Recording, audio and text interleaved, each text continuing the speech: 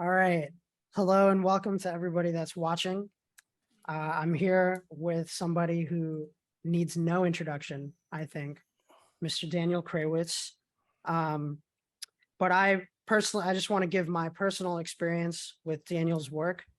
Back in 2017, when I was first kind of getting interested in Bitcoin and just kind of going on a bit of a intellectual journey myself, I asked a friend of mine if he could, um, tell me where to start looking into Bitcoin. And the first thing he said was, you need to read The Emperor of Bitcoin. And he sent me to Daniel's site at the Nakamoto Institute. And I started reading all of Daniel's articles. I started watching all of Daniel's videos. So I can fully say that without the direction of Daniel's materials, I could have very easily fallen into the absolute abyss that is the rest of the crypto space. And so I really, I think I've told you that before, Daniel, but I definitely have to thank you every chance I get, because that material really was life-changing. So thanks for being here. Well, thanks, and glad it helped. I mean, it doesn't seem like it helped everybody who read it because who read it, because I think a lot of that that BTC core ideology comes from me too, but they Oh, didn't wow. really want to. Well, I Well, wanna ask you about that, but wasn't a big, I felt like a big theme of your early writings was the very nature that, like, not everybody's gonna get this, that you're kind of you're purposefully putting up a signal through the noise and trying to get who does get it to start gravitating towards, where you're at. But what do you mean by well, that? By the BTC people, twisted or taken what you've said and gone with it?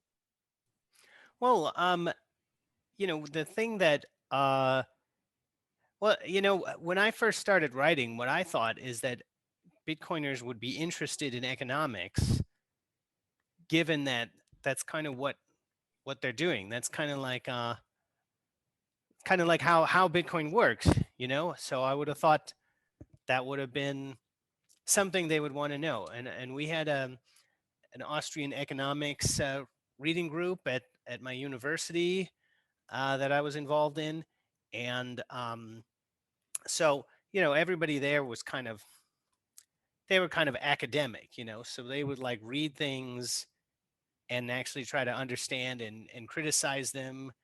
Um, so I was kind of expecting an attitude more like that. Um, but that well, anyway, when we started looking at some of the discussion going on in Bitcoin, we were like, whoa, like these people are uh, totally crazy. Like they really need economics. But um, what ended up happening is that um, most of the people were not interested in understanding reality. Um, it was more like they just wanted to take anything that told them they were right, anything that kind of supported what they were already doing.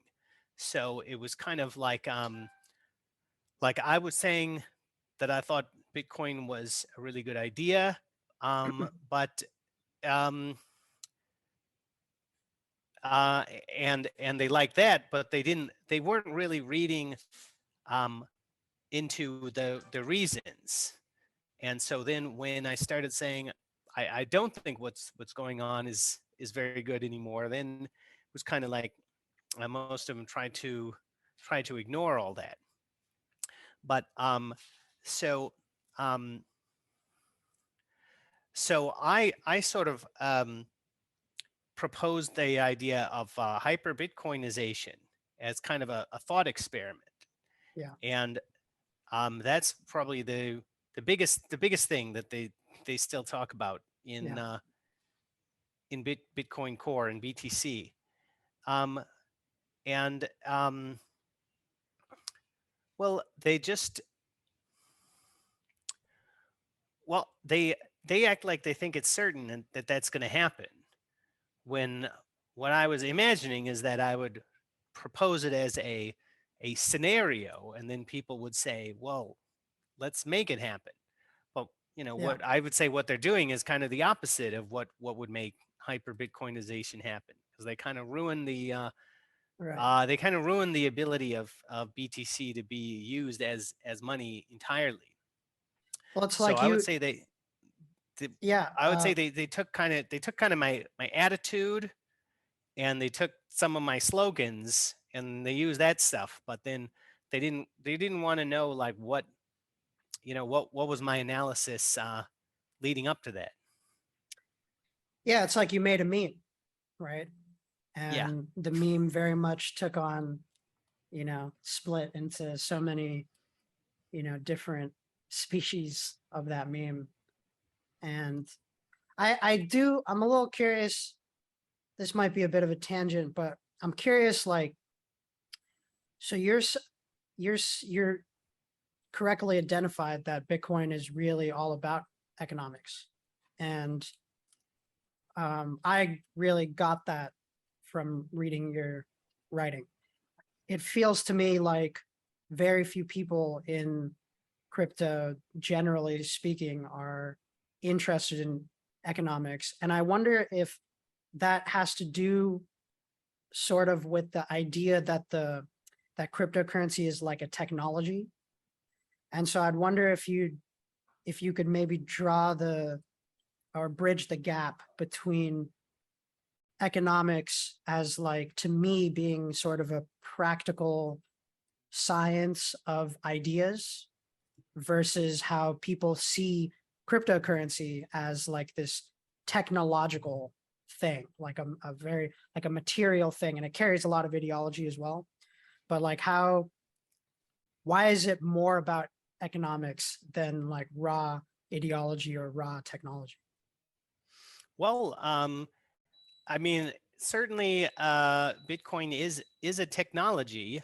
Um, it's I would say it's a machine made of people, and the rules are how the rules are the interface that people interact with it.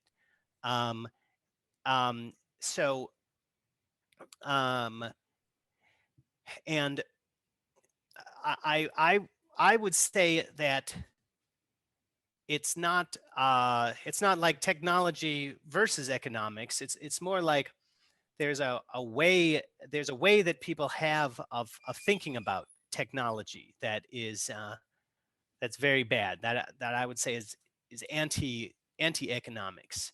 And this way of thinking is kind of like the Silicon Valley kind of people. It's kind of like the ultimate hubris, like this belief that we can do anything. There are no limits. Um, they're like it's like Frankenstein, like people who just want to create life and don't care about the consequences. Yeah. That's kind of um, how many people think about technology, including, well, just look at the people in Ethereum. They think they can do anything. And I Yeah. just saw a thing from Vitalik saying that they liked switching from proof of work to proof of stake, because now it's like they've left the the physical laws of the real universe, and now they're in a new universe where they Oh, can make up right. their own physical laws. So Yeah. he wants to be God, and um, that is a way that people sometimes think about technology, which doesn't that doesn't have to be how you think about technology. And I would say that if that is how you think, then you have to be anti-economics, because economics shows us that there are limits, and there are rules that that, well, we don't have to follow them, but if we don't, then we get punished. Then things don't work, you know. Right. Um, uh, and uh, so so if you believe in economics, then I think you have to say that there there are things that we can't do, and there are limits, and there's there's uh, there's some things that are good for us, and some things that are bad, and there are some things that we can never escape from. And I think that that's what people want to do with technology. They want to, well, I mean, Mm. just look at these transhumanists. Like, they think that they're going to escape their mortality. But I think that this is a really good example. I mean, I think economics shows that you cannot escape your mortality. Mm. So I think that there is an evolutionary function for death and aging, um, at least for a life, for having a lifespan, and that is that the world keeps changing, and you can't change, like you can't adapt to everything. Eventually something's going to come up that you can't adapt to, and at that point, like, you're kind of better off leaving to make room for your own children. Your children share your DNA. So um, so from the standpoint of your genetic variation, you can say, like, they're more likely to get through whatever's coming, um, once you start getting old. Yeah. So there's a point where you just want to step back and let them handle it. You know what I mean? And people who want to people who want to live forever, they're kind of creating a problem that that they're not thinking about, which is that they they become the enemy of their own children. And Mm. the the problem with being immortal is that you can never have competition, because that's kind of like a source of death. So you can't handle any kind of competition. Yeah. And if you're getting to a point where things are getting tough, and well, you you put yourself in competition with your own, or how do I put this? No, you see, you and your children are both going to be good at the same kinds of things. So there's some kinds of circumstances where you're going to end up in competition with them. And if we've got a lifespan, then that's not going to be a problem. That's sort of, um, once once we're getting to that point, then you sort of put yourself out of the picture, and you say, well, we'll let the children handle it. Yeah. But if you're trying to be immortal, then you're working against that, and really you're working against your own DNA. So, well, that was kind of a long-winded explanation, but I think that's a I think that's a good example. I think people who are transhumanists, or people who have, maybe they're not that grandiose, but people who have this attitude about technology, they want to escape things that you can escape. And of course, you could say socialism is a similar idea, because they want to Mm. get rid of competition. Yeah. Um, Well, so I mean, I feel like that you covered many things that I'd really like to go deeper into, and even on the sort of the transhumanist agenda, because you've uh, made a video on this concept of the homo bitcoinus, right? Which is sort of like the way that I see it, and this is sort of getting into boost a little bit, but I read a lot of Marshall McLuhan, and McLuhan, famously said the medium is the message, but then he also famously said, which I think is even more important, is the medium is the massage, which is that the media, and in here I'm referring to all sort of digital communications, right? Media becomes the human sixth sense. It becomes the way in which humans perceive the world outside of the five senses that we all know. You could even say maybe the seventh sense after like proprioception. But the idea being that media is potentially destructive and very attractive because it gives people the sense that they're perceiving the entire world through it, right? And I always felt like the homo bitcoinus versus the transhumanist is, it's like a different interpretation of what that sixth sense really means, because the transhumanist believes that the digital media becomes like a part of the human body, whereas the homo bitcoinus continues to keep it as a tool, right, for improving the other five senses. Would you agree with that look? What is he keeping as a tool? Just media, generally speaking, like like let's say Twitter, right? Twitter is like the hyper conversation, right?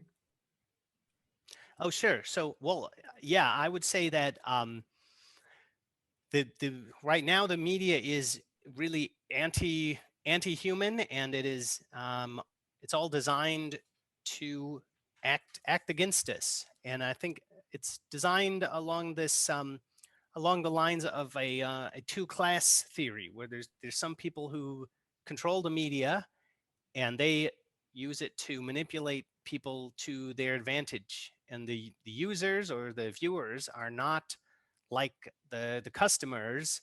um, they're, well, because of the advertising model, they're the product. And so the uh, so, well, yeah, so I would say media separates people. Media helps to separate people today into the upper class and the lower class, but that's not how it has to be. Um, and so, yeah, I came up with this concept called homo bitcoinus, and that's because I see Bitcoin as kind of a new environment for humans, and it's like the discovery of America to me. It's just like a new place where you couldn't go before. And to me, I think I'm someone who's much better adapted to the Bitcoin world than to the previous world, where things are all crazy, and there's a lot of deception and mass delusion and insanity. But I think Bitcoin can be the foundation for something that is very pro human, um, something where the media is not something that separates us. It's something that would actually tell us what we need to know. But I think you would have to understand economics before you could design a model for this media um, that that would actually accomplish that. And I'm glad that you mentioned Marshall McLuhan or McLuhan. I'm not sure how to McLuhan. pronounce that. I've Yeah, never McLuhan. read anything by him, but I know about the medium is the message, and I actually looked that up last night in preparation for this. Oh, So excellent. certainly, yeah, Wow. certainly what I'm working on is like the ultimate expression of the medium is the message. Yeah, I mean, he really foresaw, in my view, so much. And I guess it must have seemed really obvious to him in the same way that I think Bitcoin kind of like what Bitcoin can do seems really obvious to us, I think. And just to go back to the kind of economics and technology for a second. I mean, I'm a game designer, and I'm really obsessed with like how games work. And I feel like the best definition of a game is that, I mean, think about it like basketball, right? Like basketball, if you've never heard of basketball, if you didn't even know what game, if you were an alien visiting Earth and you looked at basketball, the first thing that I mean, first off, it would just look crazy. Maybe it makes sense on some human level. I don't know. But if the first thing that you'd understand is that there's a square drawn in the ground, and within the square, which comes from Huizinga, within that square, there's a set of rules, and outside of the square, there's a different set of rules, or there's no rules, whatever you want to look at it. And the fact that, and the rules within the square create the game, right? Or they create the possibility for interaction and all that. I've always kind of figured that that's the way we should think about Bitcoin, because Bitcoin it's an economic system. It's a set of rules, and that the rules being axiomatic allow for this like endless, world of innovation and stuff within it. And I just feel like, yeah. Oh, I was just going to say, yeah, game theory is an important part of economics. And yeah, I mean, I think, yeah, I mean, I think we can look at any social system as a game. And I think we can use that to explain, why different behaviors persist, why some of them work and some of them don't. Yeah, not just Bitcoin, but other systems people have tried to live in. But not just that, just also like animal behavior. Yeah. And Yeah. would you say that because that's just the nature of games, generally speaking, and economics, which I would feel like in something that I've really come to understand through your writing, is that economics mirror or are derived from natural law in a way. And that if Bitcoin follows the rules of economics, you can kind of follow the mimetic through line of Bitcoin reflecting natural law in a way that, as you said, is like pro-human. Like if we could really just convey that to people, Yeah, well, so I would say economics helps us to understand natural law. And like, as with any science, we would want our theory to match reality. So if we're talking about something like capitalism versus socialism in the abstract, we would have some kind of idea about what are the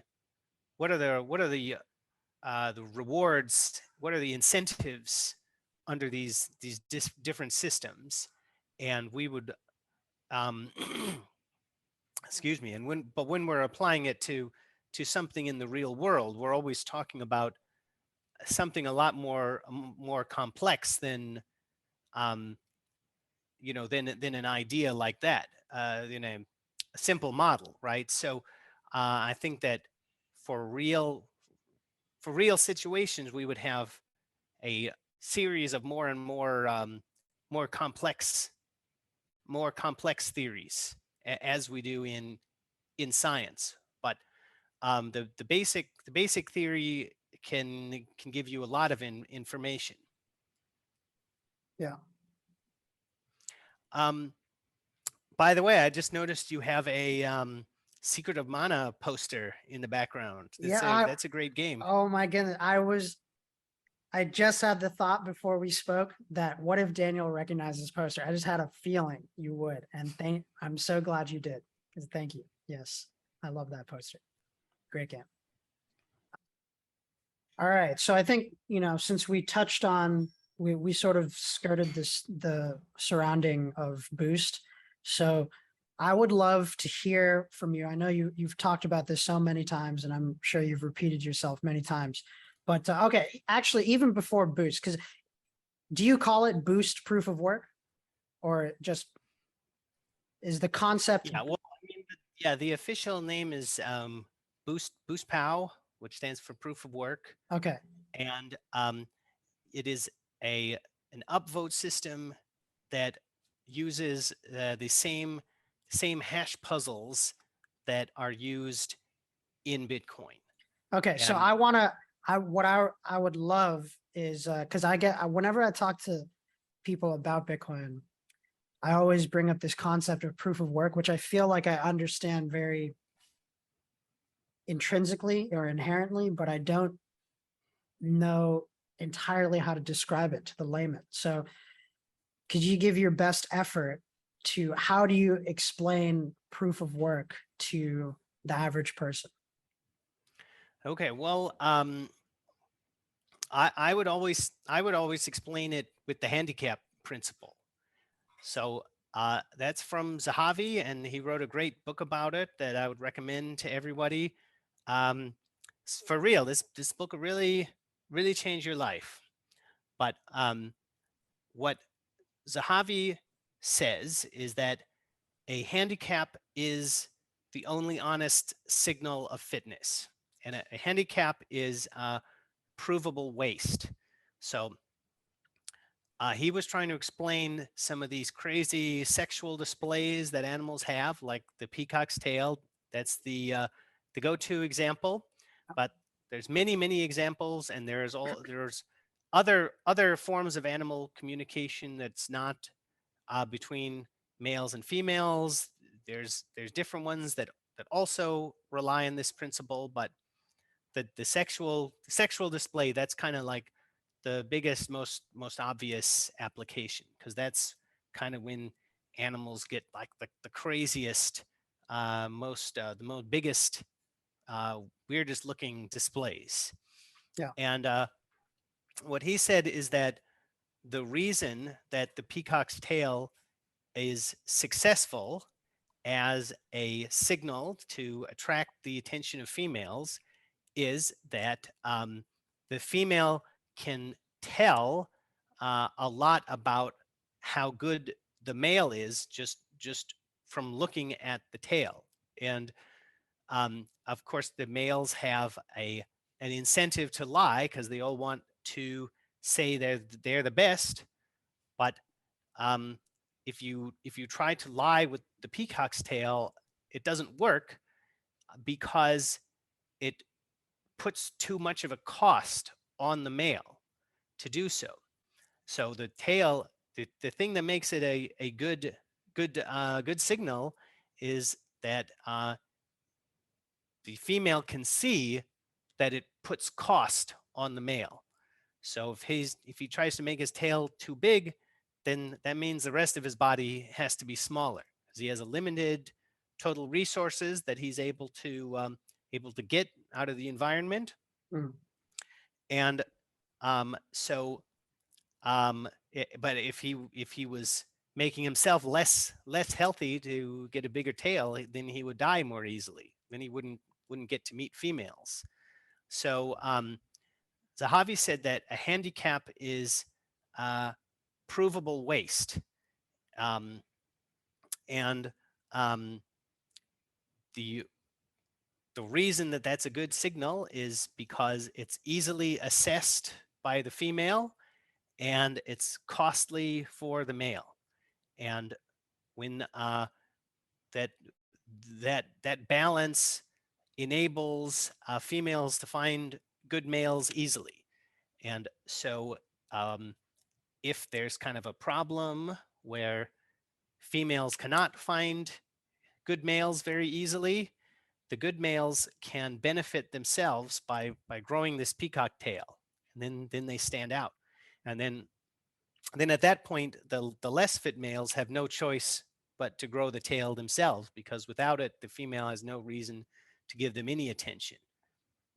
So what we end up with is an honest ranking of males based on their tails that shows how good they are. And later, Graffin showed that this ranking is honest on average, and he came up with a mathematical model for it. So that means that the tail is not sufficient to tell you exactly how good the male is, but it is like the first step of an evaluation by females. So what she'll do is she'll look at the tail first and eliminate all the males that where it's not good enough for her, and then she has a few left, and she has the time to look at them really closely. So the peacock's tail, that's like something that gets you past round one in a sexual evaluation. Mm. So okay, so proof of work. Um, um, that's basically what proof of work is. So the um, the uh, the the partially inverted hash that's in the Bitcoin block is um, is a is provable waste because of the nature of a cryptographic hash function. So a cryptographic hash function means that you cannot do significantly better than randomized trials if you want to invert it. Mm. So if you have a partially inverted hash, you have an idea of what would have been required in order uh, to uh, to arrive at that value. And more importantly, if you have several partially inverted hashes, you can rank them by the amount of work, even if Mm. you're not sure. If you're not sure exactly what it would be, you can still rank them correctly. And um, because the miners need to be profitable, you can say more than just that they spent such and such an amount of energy. Um, you can say that they have also successfully connected to the other miners and can transmit blocks and so on. So the proof of work is not just that energy was spent, but that they must be um, they must be overall competent. They must be able to do all of the things that a Bitcoin miner needs to do, and that's the same logic that the female the peahen makes when she's Mm. looking at the peacock's tail, because she's saying like um, it's not because he spent this energy to make this tail, that proves he has energy left over, and that proves that he has all the things that are needed in the male in order to accumulate all of this energy. He can avoid predators, he can find food, Yeah. he can do everything that's needed, you know. So can you elaborate a bit maybe on that? Because I probably, like many others, uh, have the idea that miners are essentially spending, we got the spending energy to mine the block part, but what are the other elements that is required of a proficient miner, like, and how does that relate to proof of work? Well, they have to be able to process large numbers of transactions because they need to be able to make big blocks in order to earn a lot. Yeah. And if they're not earning a lot, then it's not worth it to do all that proof of work. And they Right. also have to be able to transmit that block to the other miners. So they have to have good networking. Um, and I think that it really goes farther than that. I would say that um, the miner um, also would want, um, would want the mempool to be filled up with transactions as well. Um, so not so he wouldn't he wouldn't make the transactions because that's not um, that's not very good, and he would just be earning the same money that he spent. But he would want to do things to make sure that the mempool is filled with transactions. So that would mean Mm. like bringing people into the Bitcoin economy, creating things that would be useful tools for them, investing in the economy. Um, and this is why I say that Bitcoin is a business model for providing public goods, because ultimately, like, the miners all want the economy to grow, and they earn their funds out of the whole Mm. economy. So they'd be willing to do things that in and of themselves are not directly profitable, but which in some roundabout way would grow the economy, that are things that people need.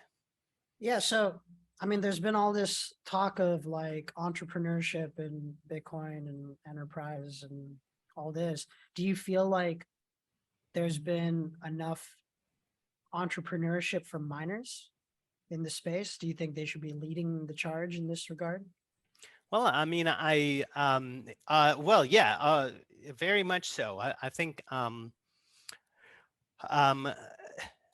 yeah, I would say that I am not aware of any mining operations that are thinking quite this way. But if anybody wants to hire me or start something with me, that would be really good, because I have some big ideas for this Yeah. kind of thing. But Yeah, now that you say it, I mean, I'm almost like surprised because I know like I think like Gorilla Pool is now like releasing tools and stuff, which is great. But it really is a bit of a, it seems obvious that mining operations should be almost like the think tanks of the space, right? I mean, they should be the ones that are kind of pushing out as many tools and I don't know, funding businesses as possible. well, definitely. So let me tell you something else. One of the things that Graffin says in his paper, um, uh, uh, biological signals as handicaps, is that the nature of the signal is the key to its meaning. So that's kind of a restatement of the medium is the message. Mm. And so um, what what what is being signaled? Well, let's think of some other examples. So, like, let's think about the peacock's tail. So, or something else, some other animal signals. What the animal is showing with the signal is that they have more of whatever they're throwing away. So the peacock's tail is heavy, and it's something that may be easy for a predator to grab. So maybe it makes them more easier to catch. So if you think about what is the true cost of the signal, that tells you what's important for the survival of the animal. Um, so, and of course, the tail is also beautiful. So it tells about the health of the animal. It tells you about the coordination of the individual cells of the animal. So there's a lot of information on it, and all of it has to do with costs. But there's many different costs in it if you look closely. So with proof of work, the cost that's being demonstrated is energy, and energy is sort of like something that um, uh, is I would say that lost energy opposes motion and intelligence um, more than anything else. Like, if you were to say what is the most important things about the animal that signals that it has spent pure energy, I would say that it's intelligence. because energy is kind of like the abstract substance, and it's something that's everywhere, that's inherent in all motion, um, and that's part of all it's part of all interactions. So if you say that you can spend energy, that that kind of says that you know how to, you know about physical transformations in general, and you can only do that with intelligence. So to me, that's what the proof of work really signals. And yeah, that's what I think we'll see is we'll see the miners having to get more and more intelligent over Mm. time. Yeah, and I think I mean, you could really say that energy is the most efficient fuel, right? Because the input is always equal to the output in waste. Well, And I mean, I would say energy is not really anything in particular. It's more like an abstract quantity that we assign to any particular thing. But energy is not really its own thing. well, in It's this like a case, yeah, I mean, we're referring to like electrical energy, right? Thermal energy. right. So Um, yeah, there's uh, everything has its energy, but there is no energy is not just in and of itself anywhere. So yeah, if you know about how to prove, if you know about how to prove that you spent energy, and you're signaling that you can do this sustainably, that means that you know about all ways of gaining power. Because someday we're gonna, someday fossil fuels aren't gonna be as good anymore, and then we'll have to do nuclear or other things.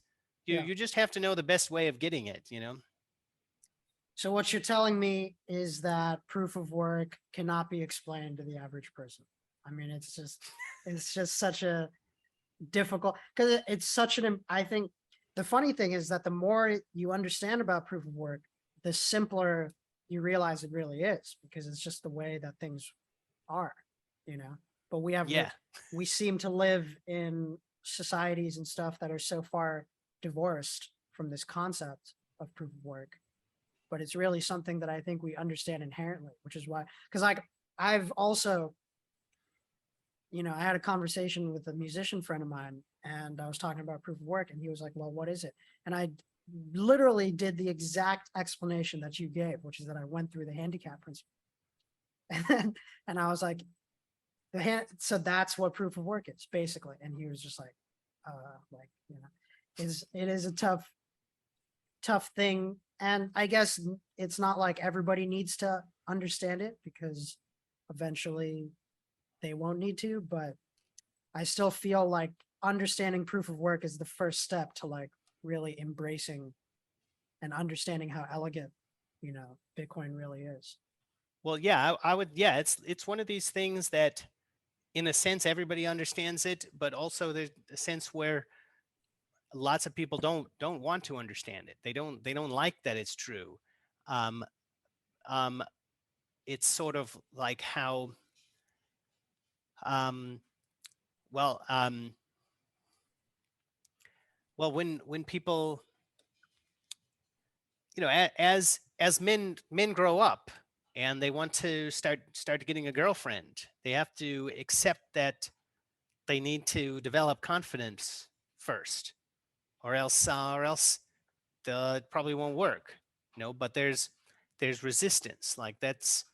that's not easy. It's not um it's you see what I mean? Like it's something that people resist. Yeah. And I do know. the I mean, the implication of the peacock's tail thing is that, like, anything anything that these males have that is extra is just gone, because it all has to go into the tail. And it doesn't, like, a certain amount doesn't buy you doesn't buy you anything in particular, because it's all dependent on what the competition is. Mm. So that's pretty, then from one way of looking at it, it's pretty depressing. And people like to think that they have escaped nature. I mean, I think that civilization is one of the biggest lies that has ever been told. And I mean, Yeah. I like civilization, but you know, I think that bees think that their beehive is outside of nature. You know Yeah. what I mean? Yeah. But really, it isn't. And people have not escaped nature, but they've been thinking that they've been doing so ever since they could build houses and build walls around cities and things like that. Right. Well, so I want to just to stay on the topic. I'm getting this question from Sarif Advitist on Twitter. Thank you for these great questions. He asked, which I think is relevant to Boost, which is that why are antlers, which in this case the peacock's tail, why is a peacock's tail still a good signal when one could just buy them and wear them? Isn't that a fake signal? Well, yeah. So, I don't agree that the fact that you can buy a signal is a problem, because to me, like the division of labor, that's kind of like a thing that humans do. So to me, like human signals are often things that are bought, not always, but many of them are. Like if you just think about a nice suit, or a fancy car. I mean, I think the suit works a little better as for the handicap principle than the car, but Yeah. there's lots of things that people buy that are used to signal. Not everything, because not everything that's good about a person can be bought, but I would say that in the case of a proof of work signal that is bought, you know that the energy that was spent is imposing a cost on the one who is displaying it, because he bought it. So that's the cost. And the fact that somebody else may have the equipment to create the signal, and he doesn't, that's, to me, that's I think that's fine. I don't think that there's a problem with it. That's just capitalism. That's just Right. division of labor. Well, so let's talk. So Boost is a proof of work upvoting system, right? Yeah. So you would say that maybe the closest analog, even though it's different, is like Reddit, right? Yeah, I can understand it through Reddit, the concept of Reddit.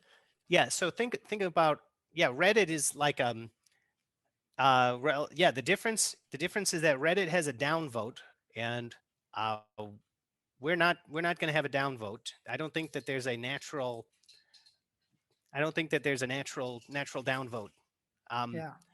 that we can use. Plus, I think downvotes are for thought controllers. I think. What if you had to spend proof of work to downvote? Couldn't that be like, well, if you really, put, that would be, I guess, closer to the fake signaling. Right? well, I just don't think that aligns with economics. Because to me, if somebody does proof of work, then that's a reason you would want to pay more attention. So if you did a proof of work and said, don't pay attention to this, that would be Counterintuitive. that just doesn't work. That just that's not I don't think that is how a rational person would take the signal. So you could call it a downvote, but I personally would treat it as an upvote. If I would reprogram my computer to recompute it as an upvote. You know what I mean? Like if it was displayed on a website like a downvote. So you've said in the past that the reason we need a proof of work upvoting system is to converge on the truth, right? Yeah. So my question for you is, what is the difference between truth and consensus? Because there's like this, I mean, this is, you know, a crypto idea of this consensus. What is the difference between the truth and consensus? Because the truth is often known by a small amount of people, right? The truth is often the minority, and consensus is by nature the majority, right? So like if you go on Reddit, Yeah. yeah, you can go Okay. ahead. Yeah. Good. Really good question. So yeah, this issue is a little more complicated than can be said in one sentence, but it's not exactly about truth. It's about relevance. So um, what we can do with a proof of work upvote system is getting everybody on the same page on things, and the same page about what is really important.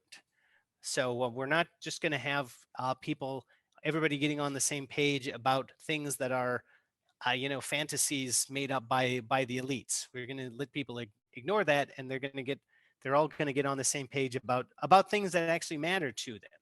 Mm. So um, that that could be things that are things with objective truths and falsehoods. Say like things. I mean, we need to understand physics. Say we would want to understand how the physical world works, and we would want to get rid of uh, anti-physical ideas. Like I think if you tried to boost the idea that you had made a perpetual motion machine, that you would run out of energy pretty quick if you tried Mm. to do that. So I think people who were using the proof of work upvote system would probably not believe that you could have a a perpetual motion machine. But there can also be things um, that are like conventions that are not true or false, but they're things that people just need to agree on. Like, do we drive on the left side of the road or the right side of the road? And so something I think we need a lot is figuring out what is the most important thing that we need next. And that's something that is not totally objective, although I mean, there is a right answer, but um, Yeah. uh, more likely we will not be able to figure out the exact perfect, absolutely perfect answer to this, but we'll be able to figure out something a lot better than if everybody was just kind of randomly doing their own thing and Mm. not communicating too much about it. And then there can also be things that um, may not be literally true, but are still important information anyway, because there can be things that are metaphorically true. So that there can be things that are perhaps better communicated in the form of a story than in a statement. Like if you just think of like Aesop's fables or something like that. Yeah. Um, um, those are things that are uh, are metaphorically true. At least I agree with most of those fables. I don't know Me if too. I agree with all of them, but Well, they're good. They're overall really good. yeah, yeah, right. Or Jesus's parables, you know, somewhere. Okay, well we'll see. I'm not I'm not sure how well Christianity will do in a proof of work upvote system, but Oh, we'll I'd see. love. Oh, that would be a great conversation, man. Should that be the next episode? I would love to have that conversation, genuinely. Okay, Uh, sure. What I think it would be better to just try it out and see what happens. yeah, right. Well, But yeah, so I deliberately didn't bring up religion. I think Aesop's yeah. fables are more neutral and Well, have a okay, so broader agreement. But yeah, right, we but we so could do religion on it too. religion is a good thing because it's a good point sort of to talk around because like religion, you know, religion works for most people because on some level they don't question it too much. I'll put it this way, because I would consider myself a Christian, and I do very deep reading, like historically scholarly reading of the New Testament. And I can fully tell you that I don't believe the Bible is to some level, I don't want to be wishy-washy about it. I don't believe the Bible is divinely inspired. Like, I'm fully aware that it was written by humans, right? And so, for example, like the four gospels contain so many inconsistencies with each other, right? You can't really point to any single, there are very few things in the four gospels that are agreed upon in all four gospels, very few. You could say, like, okay, Jesus was crucified in all four gospels. Well, how did it happen? What time of day did it happen? Where did it happen? Who was present when it happened? What did he say when he was, all these minor details are left off. So it's like the things that became the memes of Christianity, the stories that people like are so attached to, cannot be, there is no real, like there's no, you cannot say that any of them are really true, right? So, and yet on some level, the message is still valid, the original ideas are still valid, right? The way in which they were propagated, you could find flaws in, but the original ideas are still valid. So my question, I feel like, I almost feel like the Reddit upvote system isn't a good enough,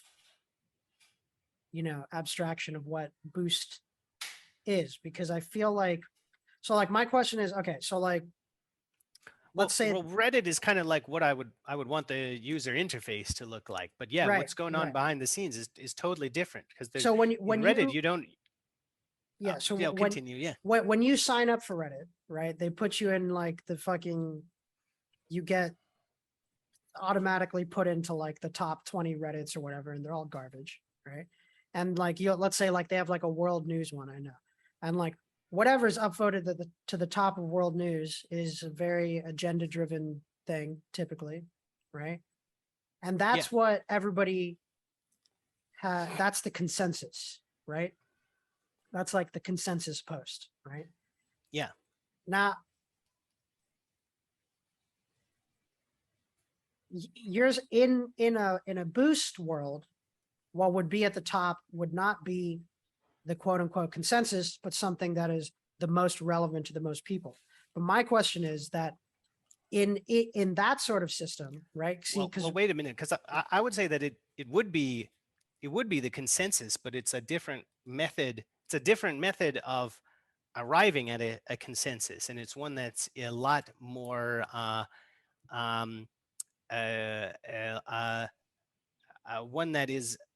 one that forces people to align themselves with reality. In fact, I would say that the Boost system is more likely to be, well, it's the Reddit consensus is going to involve a lot of manipulation, because a system like Reddit naturally augments the voices of people who are easily manipulated, and that just means that the consensus is ultimately going to be whatever the manipulator wants it to be. Whereas with a Boost system, the voices of people who are easily manipulated are minimized, because they're sort of like people who would never understand how much energy, what's the appropriate amount of energy to spend on anything. Really, only someone who knows the real world really well would ever be able to estimate that accurately. And so they're the ones whose voices are maximized. right. And the so on Reddit, you never know if any of those upvote numbers are real, because the Reddit company could just go into their database and just change them. You can't verify them, Which they do, I believe, right? That's like Well, been yeah, proven. of Yeah. course they do that. Yeah, I mean, they get messages from the CIA and the FBI just telling them to do that, or they do it themselves. They're like, Yeah. let's we have that they have their own opinions about who they would want to win in some election somewhere, and they're like, well, let's make it so that let's make the consensus be for our candidate.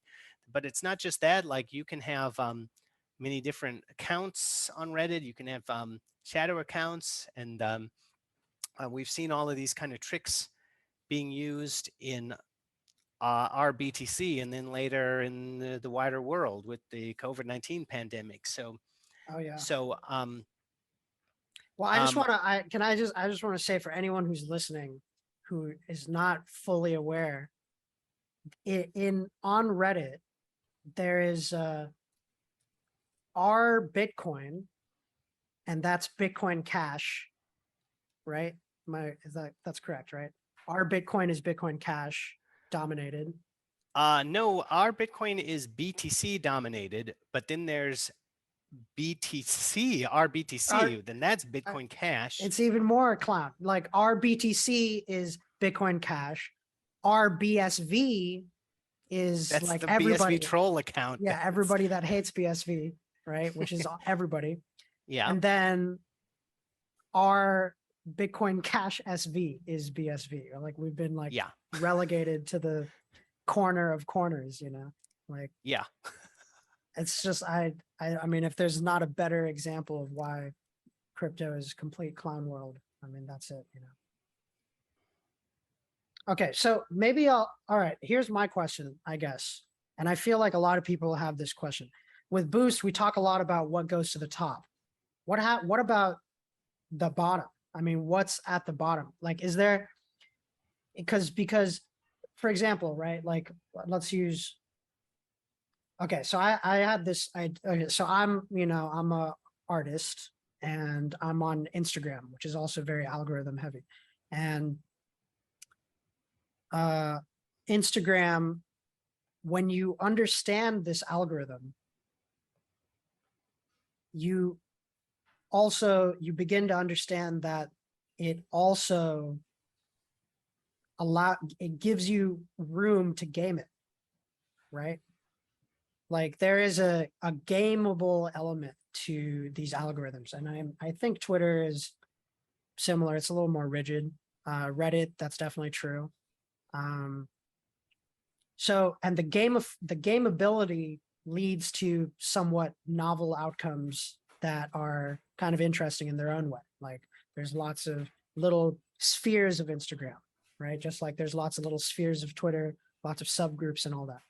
So do you think that that is still possible in a proof of work boosted system? And or is it going to be replaced by something better, you know? Well, I mean, when you say it's gameable, I mean, I think that the game is really that you just have to find what really matters to everybody.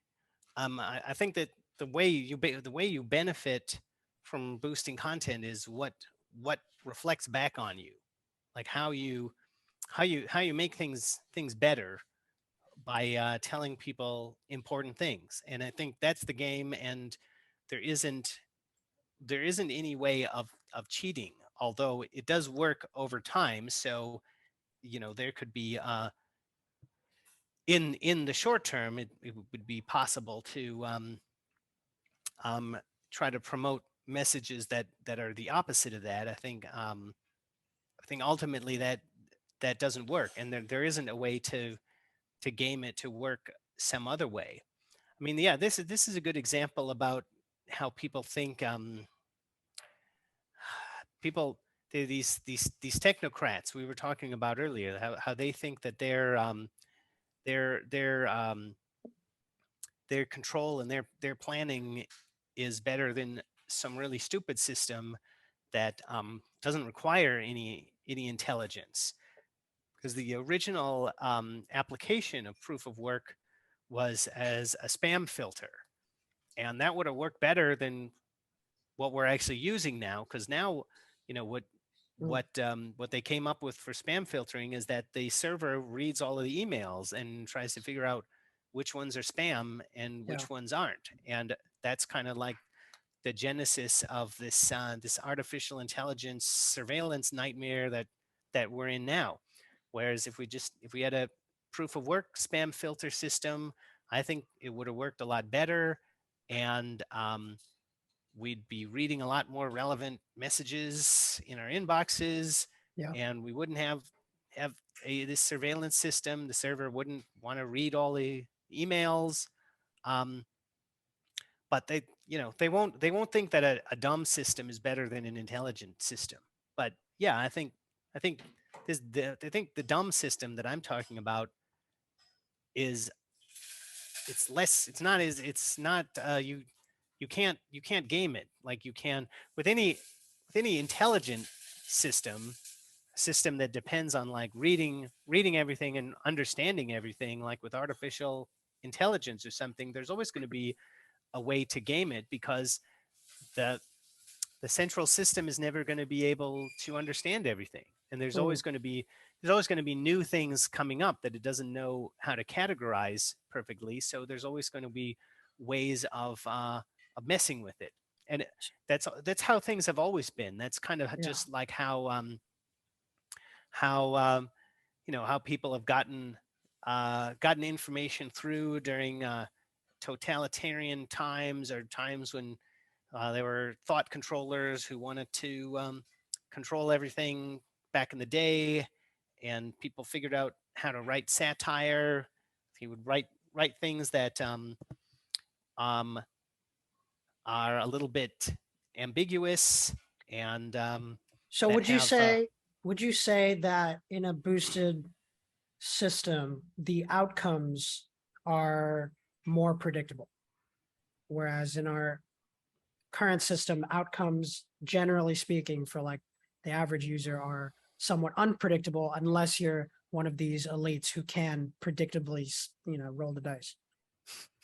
well, predictably roll the dice. That's funny. Yeah. Yeah. No, well, I mean, I don't. I would say the outcome is going to be more. It's going to be reliably relevant information, but I don't think you can Well, predict let's what that's okay. going to So let's be. let's just say let's just take like the Twitter feed as an example, right? I'd love your take on what the Twitter feed would look like in a boosted world, because the way I see it, right? First off, the thing I hate the most about the Twitter feed is that it shows you tweets constantly from people that you don't follow, which is just so obnoxious. However, like, yeah, 9 times out of 10, I hate it. But there is occasionally some funny tweet or something that I never would have seen. I wouldn't even, like, 19 times out of 20, I hate it. 19 out of 20 tweets that Twitter puts in front of me from other people, I like hate to even look at. But then there'll be one that'll just be some meme or something, some funny tweet that I'm like, all right, I'm happy I saw that. How do you, because we all know, like, all right, let's talk about like talking about memes, right? There are lots of memes that are very unpopular, very minority. And some of those are the best ones, right? So how do you, in a proof of work system, what do those, like, you know what I'm getting at? Because it's like in the current system, even as bullshit as it is, there is a way in which a really good meme gets liked. Whatever, I don't know how it really works, but this is my understanding, is that if the right meme gets liked by the right like 5 people, it'll show up on your feed, which makes a very minority piece of content that's only reaching a tiny sphere enter your sphere in a way that you like.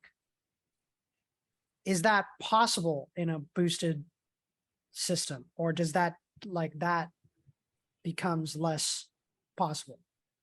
No, I don't think. Um, no, I think we'll have.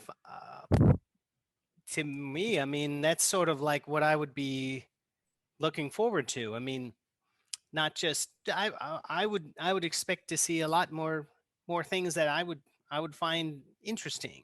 Hmm. Um, um, and so I think that um, you know it just depends on like how far down you're going to read the how far down the list you want to read, Hmm. because the as you go farther down, you'll see things that are more kind of like less perfectly categorized, more random, um, stuff that's not understood, and naturally most of it will be garbage. But then of course there's also chances that you'll find things that are really good, and then you can boost those up so that more people can see them. Ah, okay. So there is this consumer aspect where like you are playing the role in like boosting the content. I guess you've been saying that with the Reddit upvotes, but I've kind of always so far kind of imagined it more from like the poster side of things. But like, yeah, the audience will also have a role to play in bringing that content up. Yeah, I mean, yeah. If you're using the boost, if you're the reader, you're like the female, and if you're boosting the content, then you're like the male. So Interesting. you can do both. Yeah. So okay, so there's another question from Sarah. I'm gonna say it's Seraph. Seraph Advices on Twitter. And he said, this is an interesting question. I'm curious how you'll answer. Why is the next BTC block the most boosted data on the planet when it's actually useless? Yeah, Good great question. question. Yeah. Well, there has been this very well, this hard to understand positive feedback loop going Yeah. on with these Bitcoin blocks. So what we've seen is that there's some people who have a lot of money to burn, and I mean, I I don't think I can really explain It's a tough explain. one. It's a I can very tough say question. I think BTC is not sustainable long term, but yeah, Yeah. it's been up at the top for a long time, and yeah, I mean it's very strange. I've compared BTC to being like a like a newly discovered island that's like a desert, like a completely barren wasteland, and everybody there is like a pirate, Yeah. and they're all saying like, "Come on, this new island is great." And every time anybody comes there, they just take all their stuff, and then those people just join them and they just do the same thing. But it's like they don't realize that that's what's happening. Yeah. It's like they think that it's great because they're just going to get all of the stuff from the next pirate. Yeah. And I think I think what we're seeing is that there are there is a vast majority of people who just are not truth seekers, and they're letting their energy burn, um and they're letting it burn on fantasy ideas. So I guess I would say there's just there's there is a lot of available energy that is propping up fantasy, but ultimately that will not be uh, that will not be possible in the future. Eventually they'll run out, but there is a very big reservoir of fantasy. Well, so you would you say that BTC, because I think the what Seraph is getting at with the question is that not all proof of work is equal, right? Or like that proof of work alone does not mean everything. And I'd say that it's like kind of what we were saying before, which is that it's not just the energy spent, right? It's like everything that comes with it. It's the output of the increasing intelligence that Yeah. comes with increasing energy. Yeah. Yeah, well, I brought up something about this before because remember I said that Graphene proved that the proof of work is on average correlated to fitness, but it is not exactly correlated. So um, Hmm. so that's why you cannot only look at the top content. You have to look at a selection, and that's why the proof of work contest is just like round one in the sexual evaluation. There needs to be a round two, Yeah. and um, um,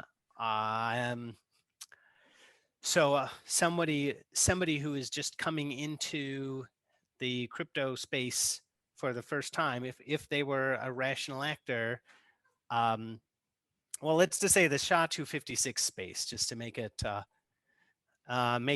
make it simpler. Like Yeah. they would see BTC at the top, BCH second, and then BSV third.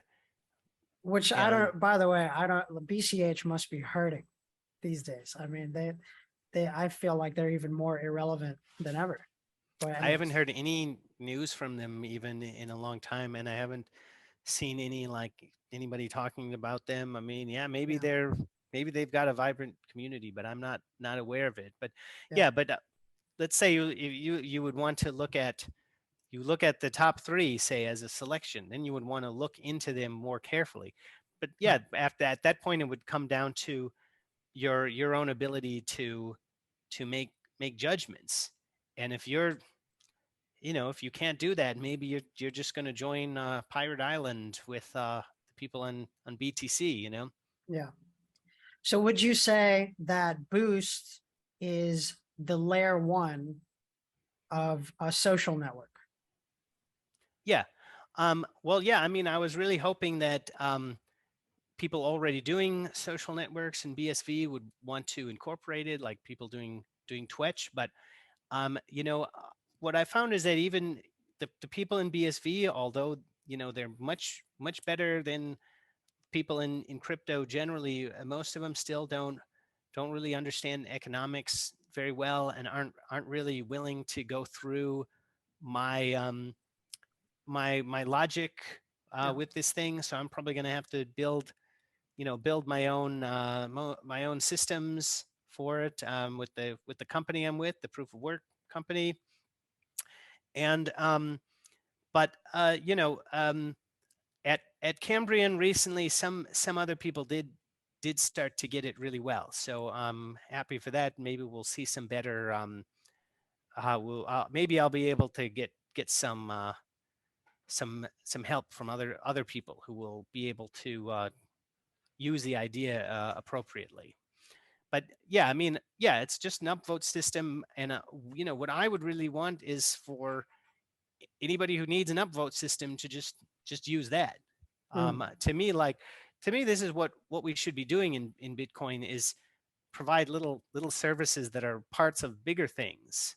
So yeah, to me, there's really only one social network in Bitcoin, and that's just the people in Bitcoin, and they don't really have a good reason to try to separate themselves into different groups. They have good reason to try to all talk to each other and you know try to stay connected to each yeah, other. So to me, the social network in Bitcoin is just Bitcoin. There aren't different social networks. And if you're trying to build something that's something on Bitcoin that's like its own social network that's not the Bitcoin social network, you're not doing it correctly.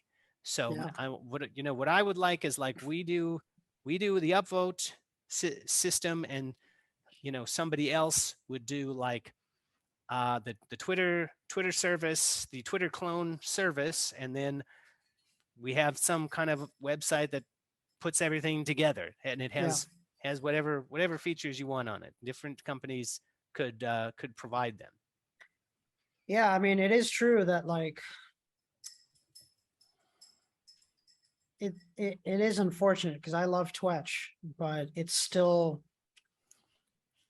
has this model of like you have to follow people, and the things that you see are like what people follow and then what they interact with, which I don't think that's the best thing. I do think that like if you had a type of social network where literally everybody can interact with everybody, you know, um, yeah, I don't know. I mean, I'm thinking of like I feel like that's what Reddit does best, is that it has the lowest cost of entry to see the most interaction with the most people. You know what I mean? Yeah, And and then, and they have a very, very simple design.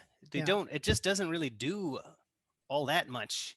It just yes, kind of lets you do whatever you want. Yeah, yeah, that's what's great about it. But yeah, speaking of Twitch, um, so what, the the thing about Twitch now is they originally when they started, they were saying that Twitch was just a protocol and anybody could do Twitch, but now they've got it so that if you don't if you're not working through their system, then then uh, you cannot really um, if you tried to, well, first of all, they haven't defined the Twitch protocol so that you could easily replicate it. yeah, But if you tried to, like, your post would not appear through their API, which you need to use their API because not all of the data is available on chain. So mm, effectively, they're creating their own walled garden system.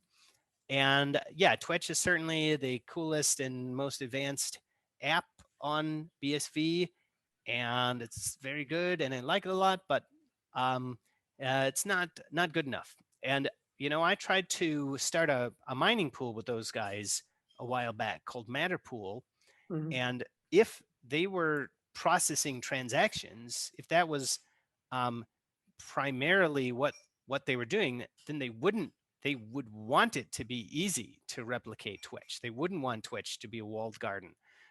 They would want Twitch to be just a service that any of the miners could provide, because they would want it. Maybe somebody could even do it better. Maybe they could make a Twitch interface that would look nicer and be prettier and have different features. Maybe have a proof of work upvote system or something. yeah, They would want that because that would just attract more Bitcoiners and create more transactions. But they can't really understand how to do a mining pool.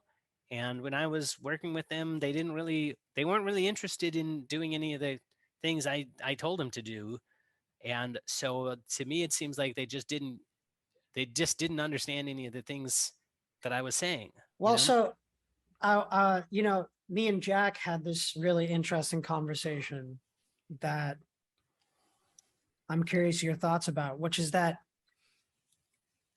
Twitch seems to be embodying a bit of what Jack was saying, which is that in Bitcoin, you're almost incentivized to just get as many Bitcoins as you can today, because Yeah, you're always going to earn less Bitcoins tomorrow, right? yeah, And I would say that Twitch uh, is very much focused on earning as much Bitcoin today than they are, you know, uh, you know what I mean? Providing the thing that will allow them to make more Bitcoin in the future. They're kind of more focused on like the near term, right? yeah. Well, yeah, that's totally true. And I mean, they certainly have a good strategy for it. They figured out something that's good for that, and good for them. That's just kind of how it is. Yeah. Yeah. And Yeah, I mean, certainly, like, most people who are interested in Bitcoin would be much better off just having a normal job in the normal world and then just buying it on an exchange than trying Right. to make a business or something with it, because Right. they're probably better at doing their normal job, but Yeah. Yeah. So it takes a certain a really, certain class of person to really kind of be the ones to build it. Yeah. Yeah, there aren't too many like full-time Bitcoin builders, Yeah. but you know, um, well, So, yeah, so my, hopefully things will improve, you know. yeah. So my question is, does the proof of work company have any internships?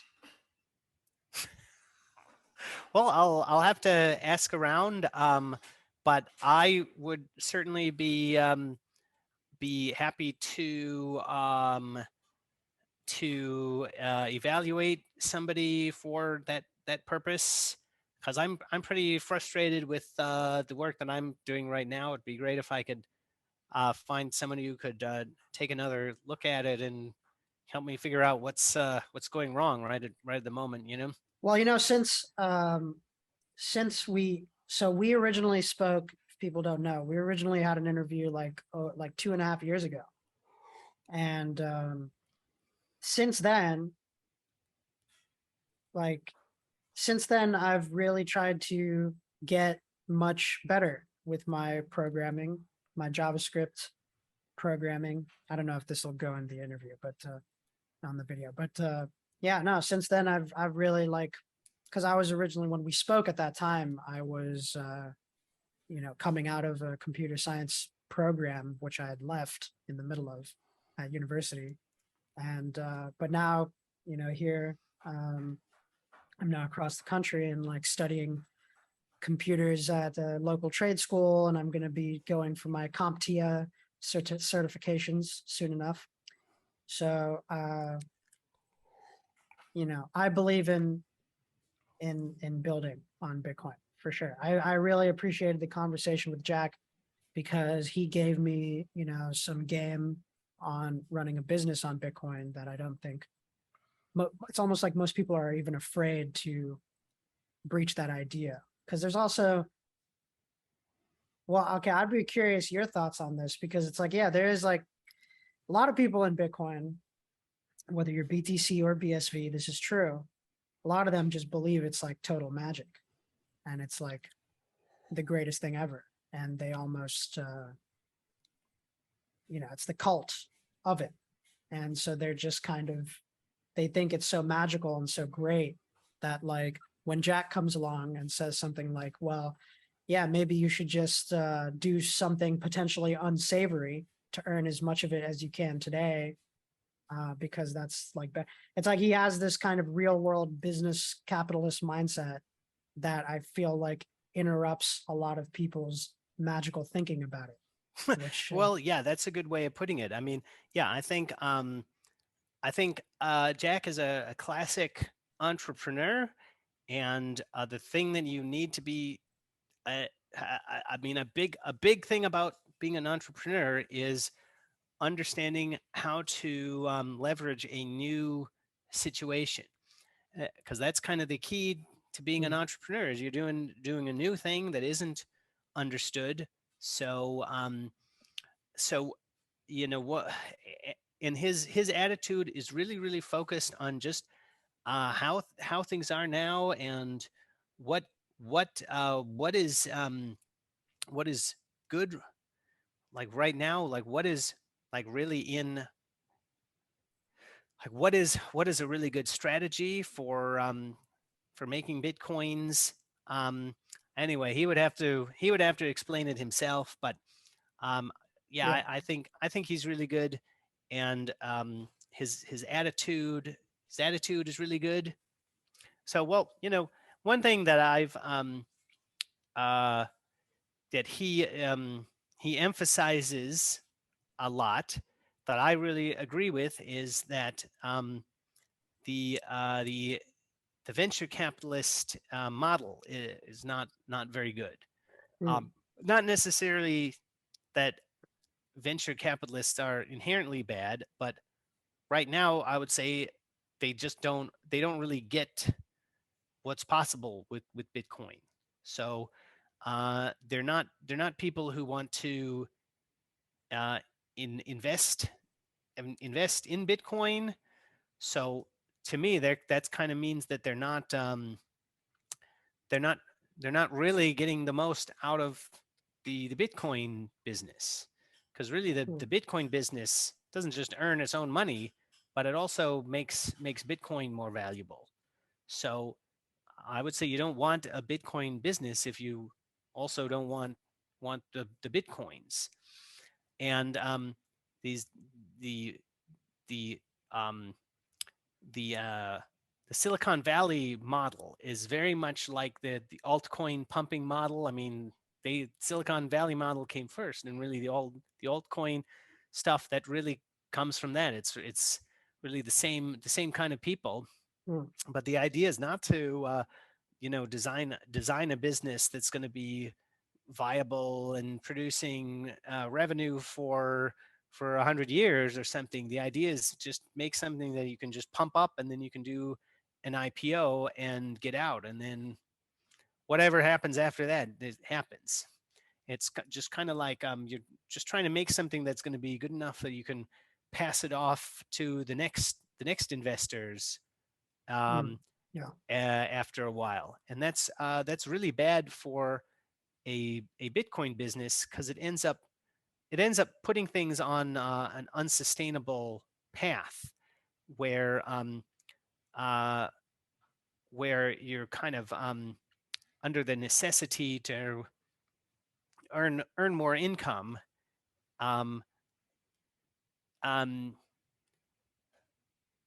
But wouldn't you say with that that's also just a part of capitalism, that you want many businesses to rise up and fail and rise up and fail and just do it over and over, and that'll eventually lead to, the more.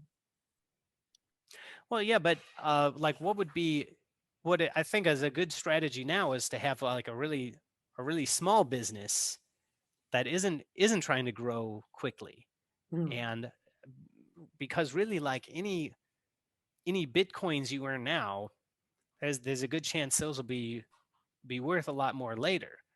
Yeah. So I think that if you just think in terms of earning Bitcoins with the fewest number of people, that's a lot better than kind of like trying to pump the valuation of your company. Um, Yes. um, and that's something that Jack has understood, and few others have understood this before him. So Yeah. he's very good, and Yeah. I can't tell you exactly what else he knows, but I can tell from my limited interaction with him that he's very good, and Yeah. he's very sharp, and he very quickly hones in on the keys to leveraging a situation. Absolutely. I mean, I think he really kind of nailed the point home for me, because like, yeah, you know, um, we've started the record label project that I've kind of been imagining, conceptualizing for a couple of years now. And he gave me, a lot of great advice about it. But also in just 1 month, we've made, about like 1.7 Bitcoin.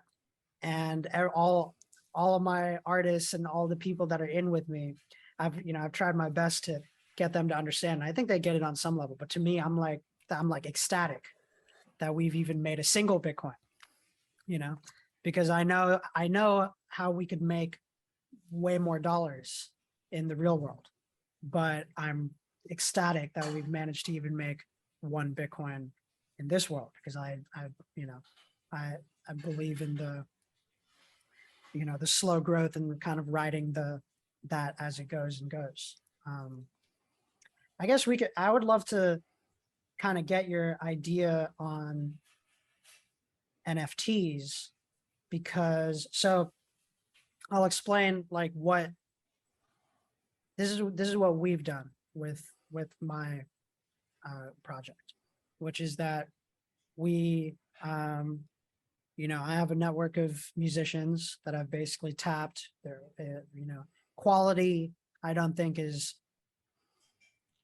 an issue for us, and I've tapped them to basically create these mixtapes, which we release in the real world. We do all the real world stuff, and then we and make them where we focus on making them actual products is in BSV world, in the BSV economy, where we've made them in NFTs and we sold them. And then from that, and also from the conversation with Jack, we've focused on making it so that holding the NFT is essentially like the keys to the ecosystem that we're building.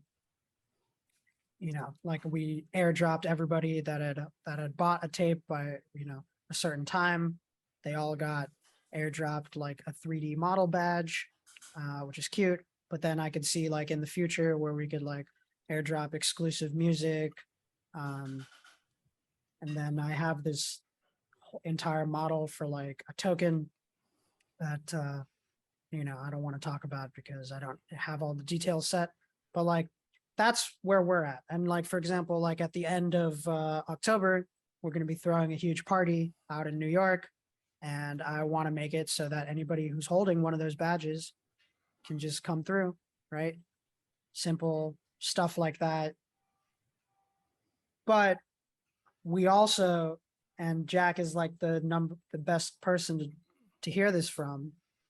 We're also all in the understanding that like NFTs are going to be trending towards 0 Satoshis, although even though that still means they could be more valuable.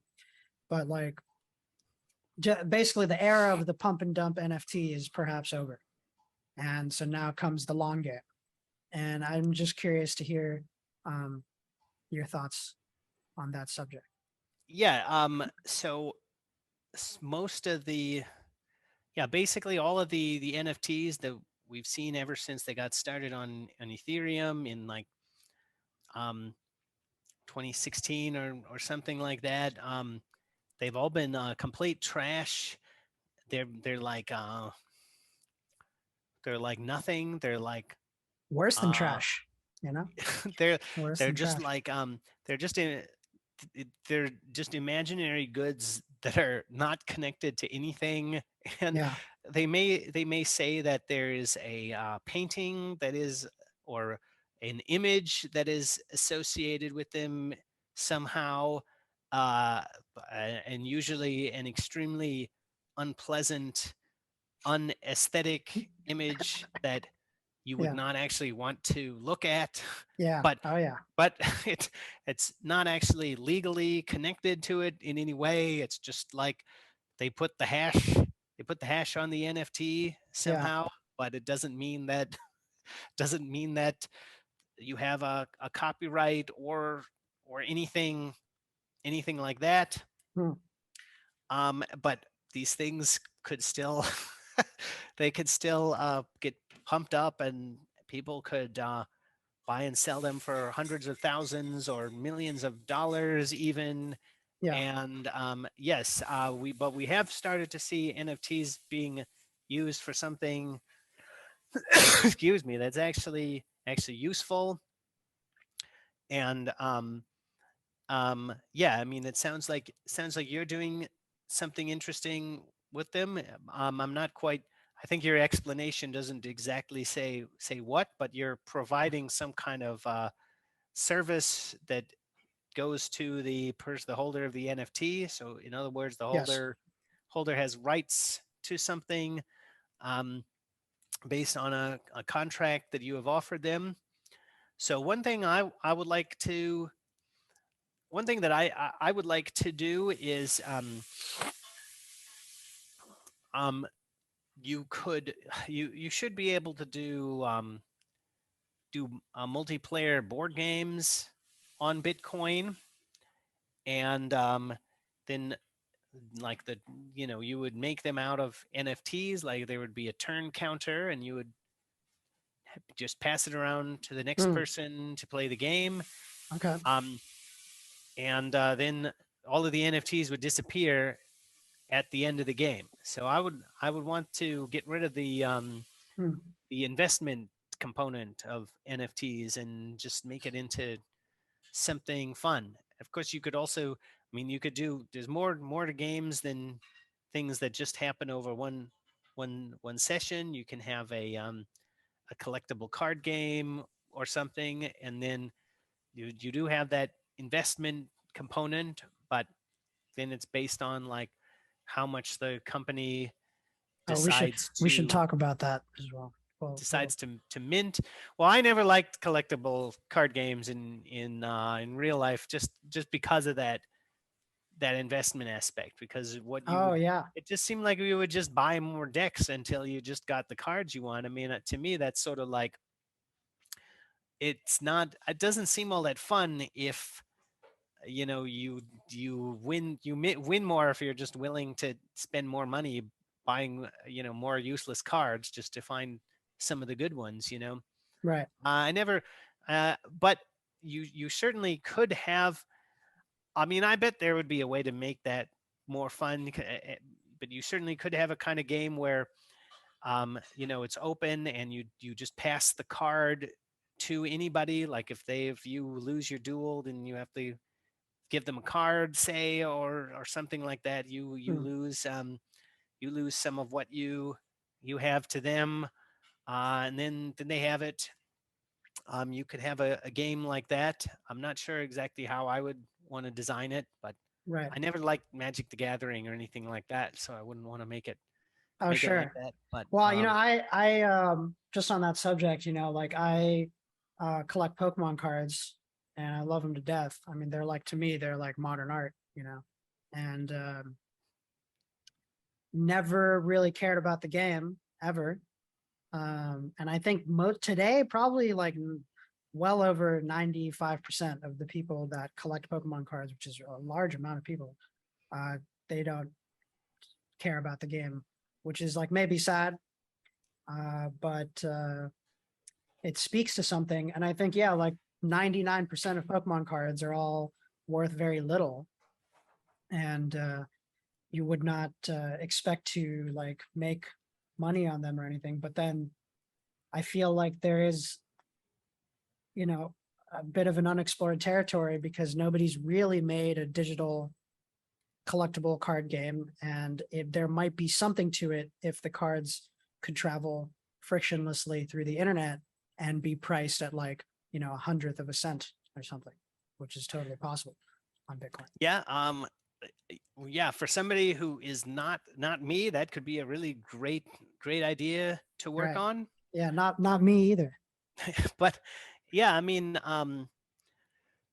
well, I mean, you'd have to think that some of these companies that already exist, that do that, like Yeah. the Nintendo company, do you think they would have to know about this sort of thing? I mean, is there anybody in Nintendo who knows about BSV? I don't know, but God, I you think that certainly hope. some of those guys would have to be already thinking about this kind of thing. But um, yeah, Well, they have like a QR code system so that or like it's not a QR code, but it's like when you get a pack of cards in the real world, you type in a code on the online TCG and the cards get imported. So it's like your real cards also go into the digital game, you know. Yeah, but I don't think that they've, because there's many things about collectible card games that are, totally, the reason why they work is because they're in the real world. I mean, you get the physical card, you have the artwork, and then there's like attrition on the cards, the 20 years later, many of them are gone, destroyed, bad condition, whatever.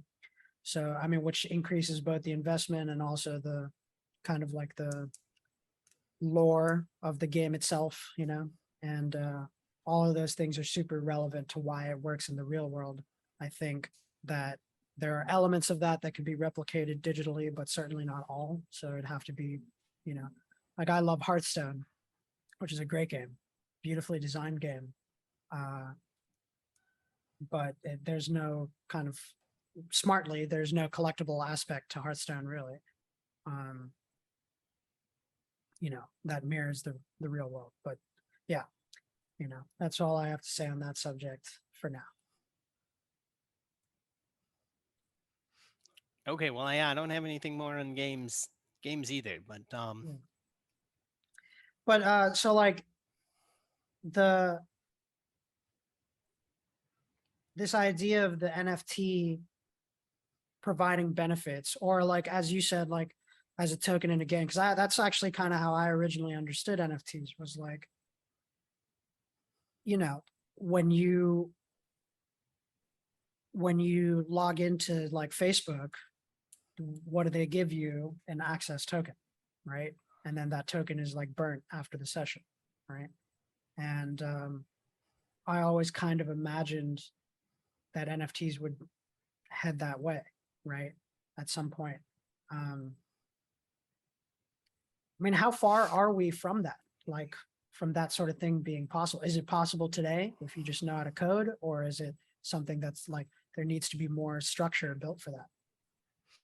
no, and that should be possible today. That doesn't sound very complicated. I mean, yeah, the session is, yeah, the session is a token, and yeah, it would have to be something that expires after a certain amount of time, but I'm not sure if there's a token protocol that has something like that. But I mean, if you have a token, why do you need to have it expire? I mean, as long as you have it, um, why I mean, well, you could say your wallet has been stolen, so yeah, you might want it to expire because of that. Mm. But I mean, you should be able to do something like that. Um, I mean, I'm not really sure how that would really change anything as far as just like logging in or something like that. I Oh mean, yeah, no, I'm saying, but like similar to how the token could pass around like a counter in a game or something. It oh enables yeah, something for a certain amount of time and then oh disappears. yeah. I mean, that would be pretty easy. I mean, we already have some standard token protocols. I'm not, I don't really know too much about any of them, so I don't know what we would use. But all you would need on top of that is some kind of definition of a valid game, and you would just look at the sequence of transactions that are part of the game, and then the the um, the program would read them and say whether the game was valid. Mm. And you would need, I think you would need some kind of service that kind of like holds people's money. That is basically like an attack that you can do on any game is to just leave it and stop playing. Hmm. So I think you would need something where everybody puts in some money and then they get it back if you get to the end of the game. If they Mm. or you could have something where the winner gets all the money, depending on what kind of game it was. For just a friendly game, I think you would say that everybody just gets their own money back. But like if you wanted something that could be like an arena where you just play with random people, um, instead of with your friends who you already trust. You would need something to prevent people from leaving the game. Oh, and Mm. then speaking of like what's a valid game, then if there was somebody who didn't who made the invalid the person who made the game invalid, they wouldn't get their money back. Yeah. That's how Yeah. you would prevent something like that. Right. And you could actually get rid of the referee service if you used something like the stas token with what is that called, op push tx, because you could define the valid game in bitcoin script itself, but that would be Mm. very technically challenging, and I'm not sure that would really be worth it, although it would be really cool. It would, Yeah. would be easier just to have like a little referee service. Hmm. Okay, I'll get this final question in from Seraph, because I don't understand what this means. So maybe you can explain. How are leading zeros different from advertising? Well, yeah, I'm assuming he's just talking about a literal advertisement like you would see on TV. And I would say an advertisement is a costly signal, and there's economics work that shows that advertising works like a costly signal, and um, that consumers can look at they can look at the production value of the advertisement to tell something about the value of the company. But I think there is a big problem with the advertisement that's different from proof of work, which is that the advertisement contains a message. You have to read the advertisement, or you have to watch it in order to look at the production value. So um, to me, that is sort of like that's going too far. Like it's making it into something that uh, isn't as easily verified as the proof of work. With the Right. proof of work, your computer can read that and get rid of anything that Yeah. doesn't Yeah. match your preferences, and you don't even have to know that it exists. Whereas with the advertisement, you have to watch it. They make you watch it unless you have ad blocker, um, and um, So it introduces subjectivity, would you say? yeah. Well, I mean, not just that, but um, it tells you something. The advertisement tells you, it implants some idea into your mind. So Right. I think, well, I mean, I guess the difference is that the advertisement does not exemplify the medium is the message as well as the proof of work does.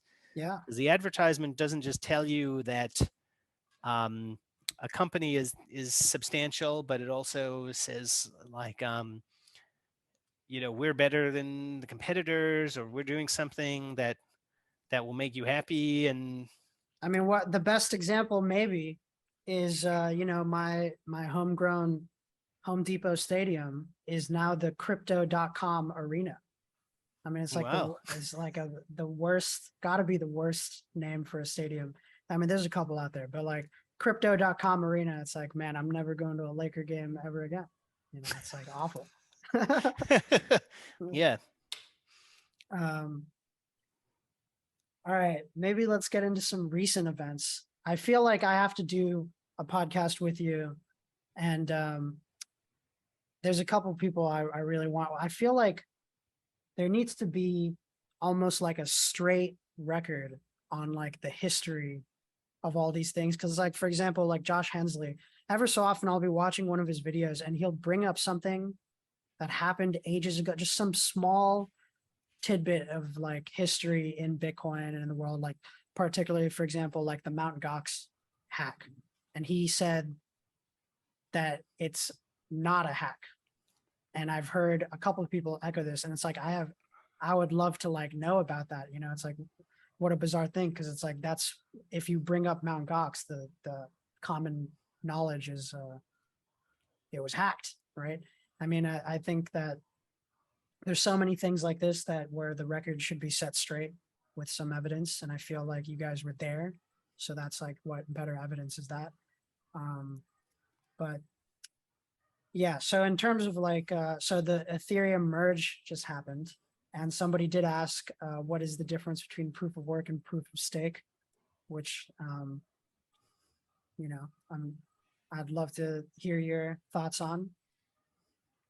Well, well, first of all, on Mountain Gox, I mean, they blame transaction malleability for losing funds, because what they said happened is that they would get transactions, and then those funds would be included into people's accounts, and then those transactions um, would be replaced by different transactions that had been malleated somehow, to have a different TX ID, so they lost track of it because of that.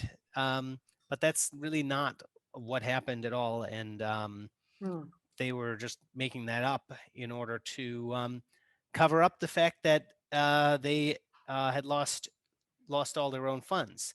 And this is kind of what you expect from it's kind of like a big problem with the old banking system that we're trying to get rid of with Bitcoin, because what the banks can do is they can do stuff with the money that's in people's funds, Yeah. and that's kind of like something that's tempting because they can make some extra money off of that. But then that means that they're insolvent, because if people all ask for their money back at the same time, if enough people do that, then they don't have it.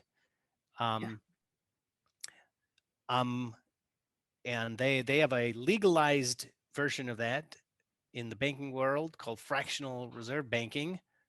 Um, but Mountain Gox was not doing it in a legal way. Um,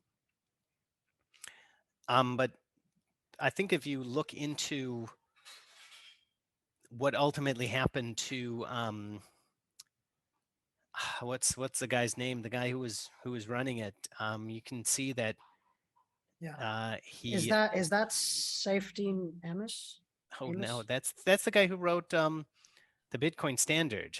Okay. No, Yeah. I forgot the name of the Mountain Gox guy, but just Yeah. he went to um he had to go to court, and this was recently resolved that some of the original investors got some funds back from Hmm. him. But Okay. that was all. Yeah, the hack was all a big sham to and ultimately the core developers used that to say that they we need to fix transaction malleability, and that was like an excuse for all kinds of the crazy stuff that they did to the protocol. And you think that transaction malleability is not inherently a bad thing? Um, and no, all it means is that you cannot make what they. No, I mean, there's Just it's to for my understanding, malleability is the ability to basically turn multiple transactions into one. Is that correct? no, it's the ability to make multiple valid transactions that do the same thing, but that have a different TX ID. But I mean, if that it doesn't, it's not a real attack. Like that wouldn't be a real attack in BSV, because it would be recognized as a double spend. Like the first transaction the miners see, that's the one they use. If they see a different one, then that's a problem. You're not supposed to just send a different transaction into the network that that redeems the same output. Well, So because isn't that a big criticism of Lightning? Is that it malleates all transactions, right? no, I mean that's what they were trying to get rid of so that they could use Lightning, because they want to make sure that the transaction is objective and can't be changed, because then they can use that they can start playing around with that Lightning output inside the Lightning network, and they can be sure that that it's okay. So that's why they wanted to remove malleability, and that was part of the excuse for why they said we needed SegWit and we needed to take the signatures out of the transaction. Mhm. Um, it's all a big crazy mess Right. A uh, big that snafu. that's just pure BS. Well, there's just so much, there's so many, like I struggle with, I brought together a team for my company, and I don't think any of these people really had much exposure to Bitcoin or crypto prior, maybe just hearing about it. Maybe, I don't know, maybe one of them flipped some coin at some point, but like, if you really see, I feel like I understand that this is all BS, because even though I wasn't there in the earliest days, I've still been around observing things since 2017. So it's like the history has played a big role in my understanding. And I feel like as time goes on, that historical element, I mean, it's like harder to convey why this is all BS, because like people have this idea that's like, well, that's just your opinion, like, why isn't the BTC opinion correct? You know what I mean? Of course, I know, I mean, you're smiling because it's like, yeah, if you look into it, it becomes clear. I agree. But well, yeah, but yeah, you have to take a whole university course in BTC bullshit in order to understand yeah, why it's all mistaken. Like, yeah, I mean, it's not really easy to explain all of that. yeah. And yeah, these BTC guys, they act like they know what they're talking about. They act like they're Well, really confident. So I it's mean, like, well, what's funny to me is that that's what really conveyed it to me, was that I was just looking at these BTC people, and I'm like, these guys are, even if I don't understand what they're talking about, they just don't, there's nothing, they just look off. You know what I mean? Like, I felt like I was able to just subconsciously understand that they're lying or full of shit, like, I don't know. yeah. You know what I mean? Like, they're just, I mean, I remember the podcast or whatever you did with Richard Hart. I mean, I was like, look, like, this guy, he looks like, there's no way that this guy is right. You know what I mean? And I'm not discriminatory. I'll listen, even if you look like you're from Castlevania, but it's, I don't know. It's like He's from Castlevania. Yeah, that's pretty funny. Yeah, but it's well, just, no, he's like obviously a scam artist. I mean, yeah, I mean, yeah, just look at him.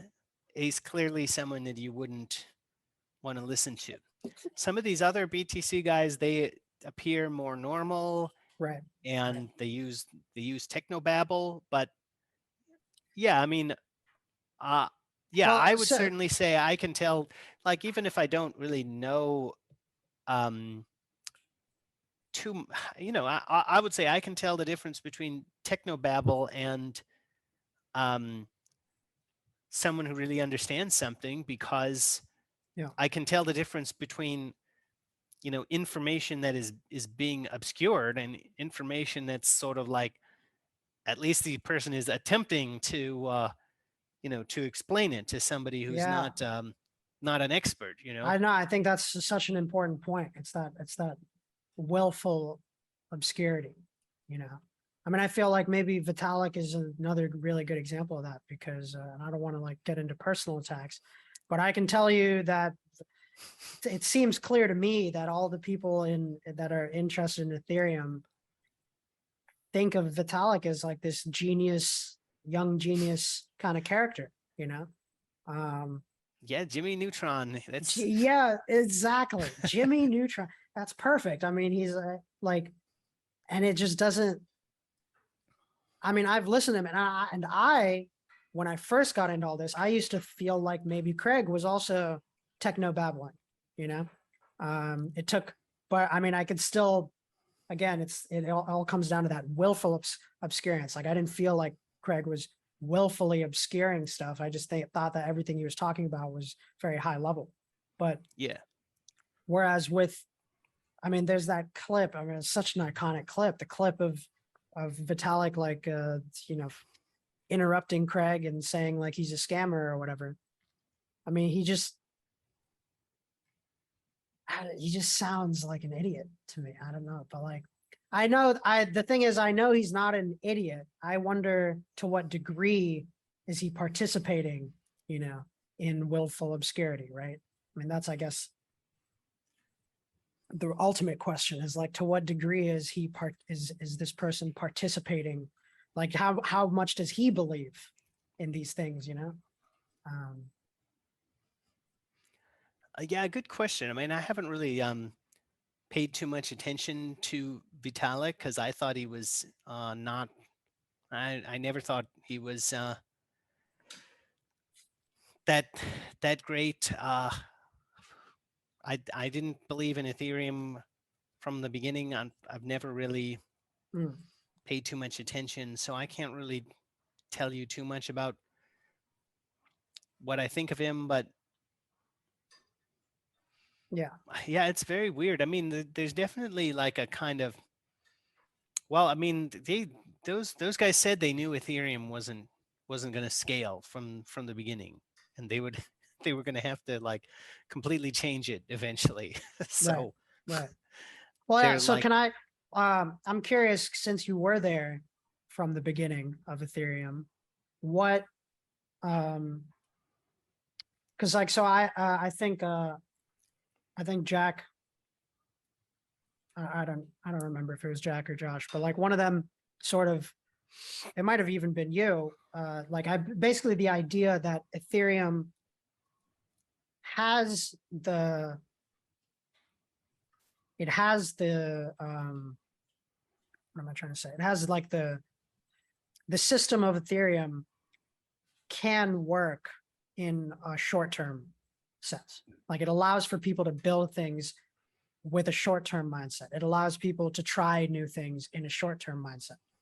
It's only on the kind of longer time frame that it begins to, not work, right?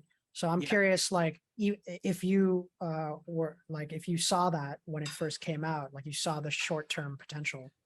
And I mean, we're here like what, 6 years later from the split. Um, so, that short term is extended, right, pretty far so far. And if you saw that from the beginning, what turned you off from it?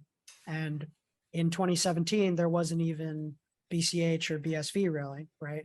So you still had BTC. Like, what kind of kept you in Bitcoin versus, trying this brand new thing that had some potential?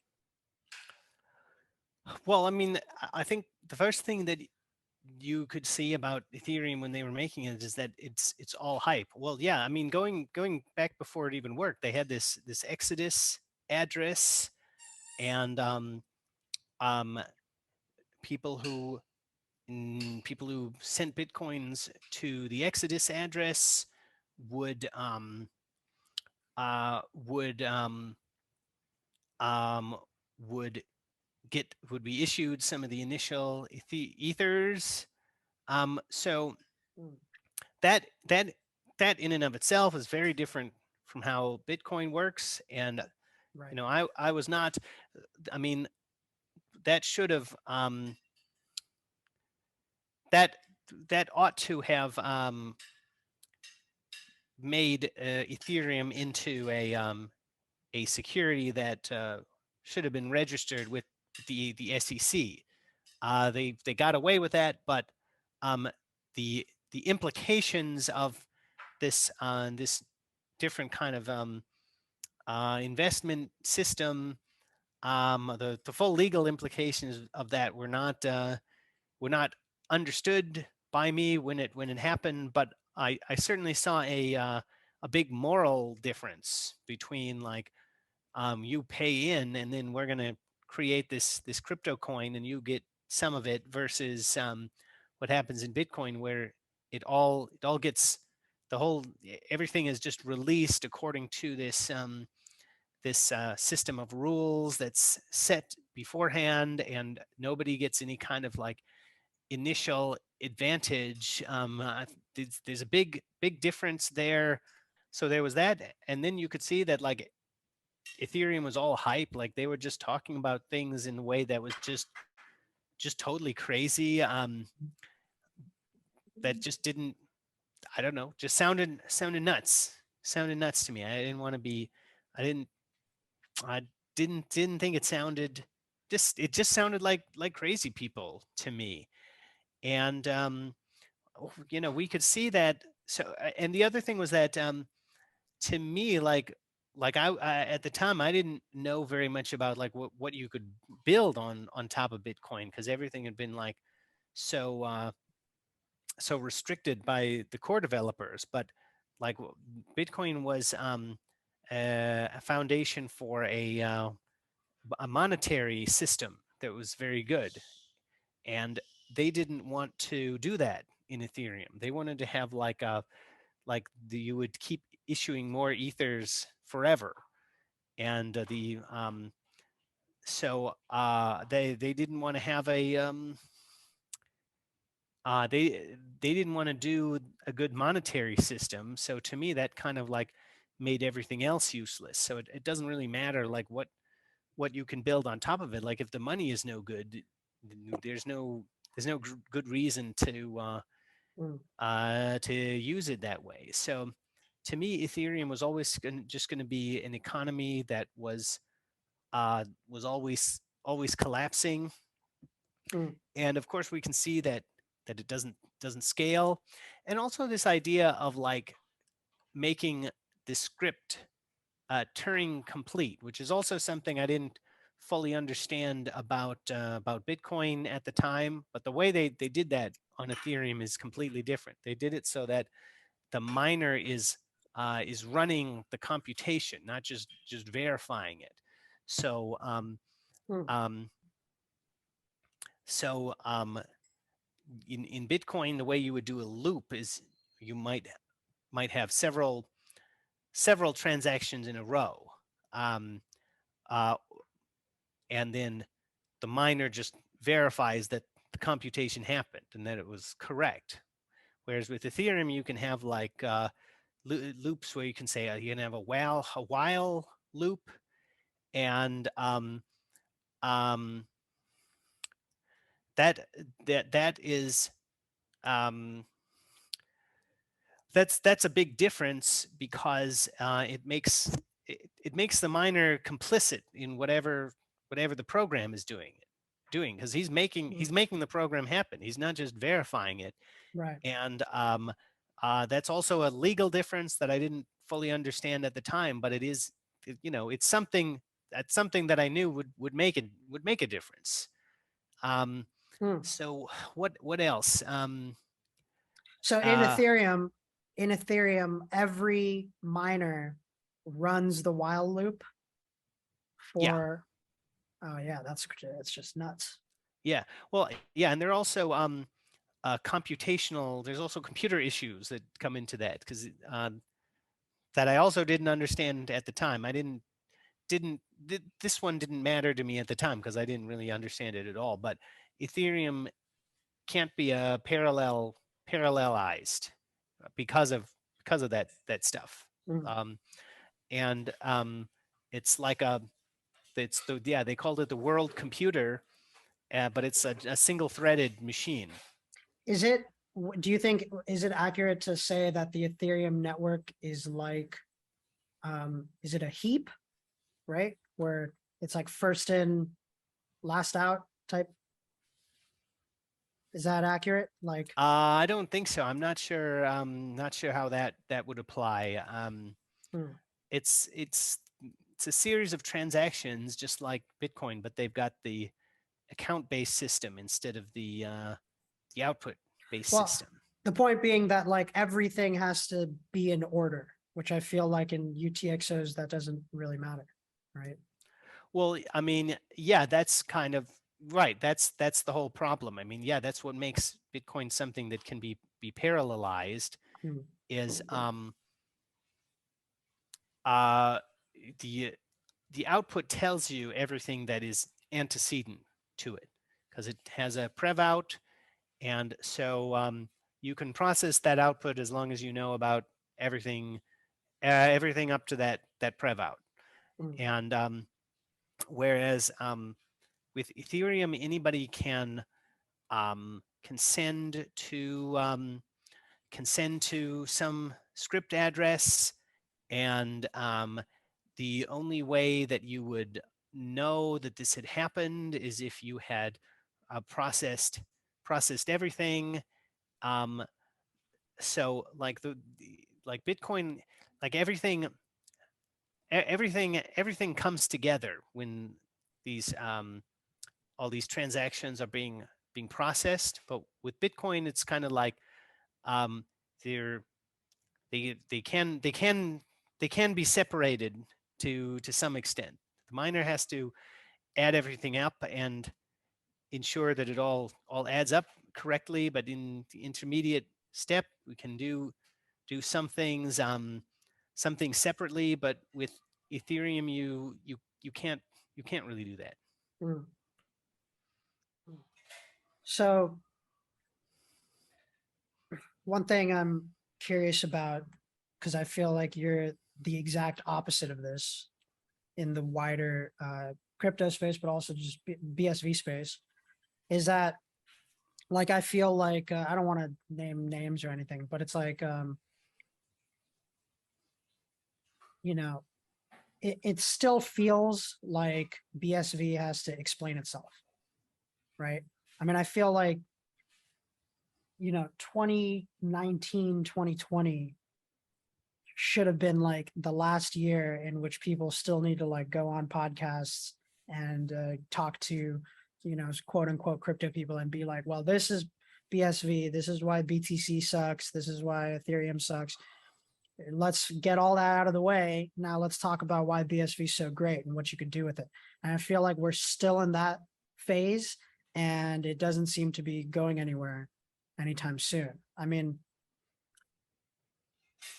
like how do you what at what point does BSV no longer have to explain itself? Why do we like at what point do we no longer have to even reference the other cryptos? Yeah, that's a good question. I mean, Yeah. I think BSV's problem is it has to do with what we talked about earlier. It has to do with um, limits that you can't escape from. That it has to do with being being designed with economics in mind, so that it's something that's sustainable, that's never going to get get destroyed, or at least not for a really long time. What that kind of means that you have to build it in a way so that there's always going to be competition and conflict, and there's some process that always makes goodness win and evil lose. And that's not what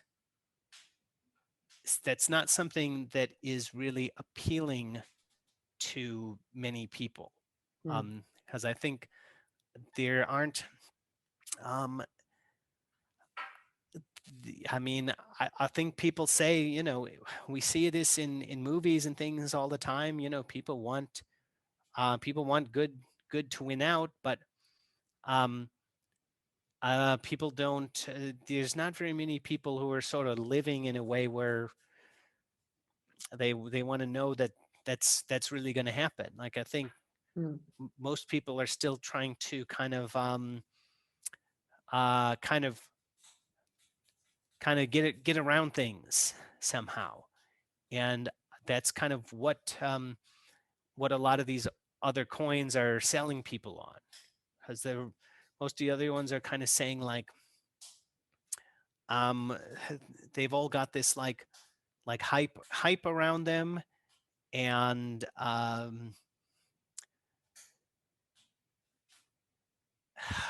well, you see what I mean. Yeah. I think BSV is kind of for people who have accepted that um, a process like capitalism is what's good, and capitalism is full of difficulty and hardship, and um, I guess I would say lots of people seem like they're not they're not like an alternative message, something that's saying they can have good without it. They're not able to see that won't really work. So I don't think that BSV is going to seem like something that is really appealing to people for a long time. I mean, I think I will say that there's going to be continued messages that BSV is not good from people who don't want what it's offering. You know, people who don't want transparency and who don't want proof of work and stuff like that. Right. So I think it's always going to be a struggle. Yeah, and particularly with I mean, like with cryptocurrency people, right? Because I feel like we BSV would have the easiest time convincing non-crypto people, right? Because not non-crypto people tend to see crypto, the entire thing is a scam. You know, I think they all, I mean, that's been my experience. Most people that are not into any cryptos, they see the whole thing as a scam, so they don't really want to touch it. And then you have to explain why BSV isn't a scam or isn't like the others, which is, you know, again, similar issue. But yeah, I just feel like trying to convince the other crypto people is like a totally losing game. You know, it's like a lot of energy. Yeah. And it just becomes content. You know, it just becomes like arguing with BTC people who are, you know, basically brain dead. And I mean, it's like the content can recycle itself forever. You know, like we could have a new BTC versus BSV debate every day for the next 10 years, and people would still be down to watch it because they're so on their own team and they want to see the other team get torn down. You know, I just feel like it doesn't really do anything. You know, it's just endless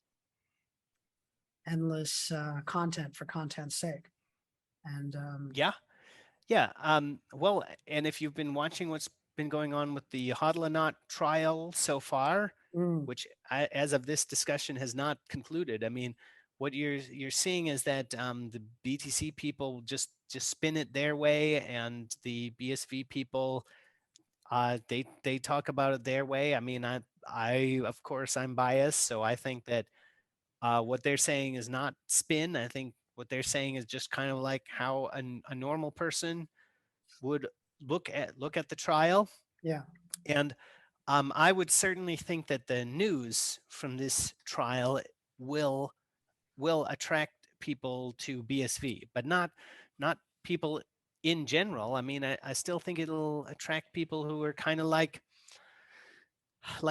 people who want to be entrepreneurs, you yeah, know, and that's not most people. I mean, I think a problem with um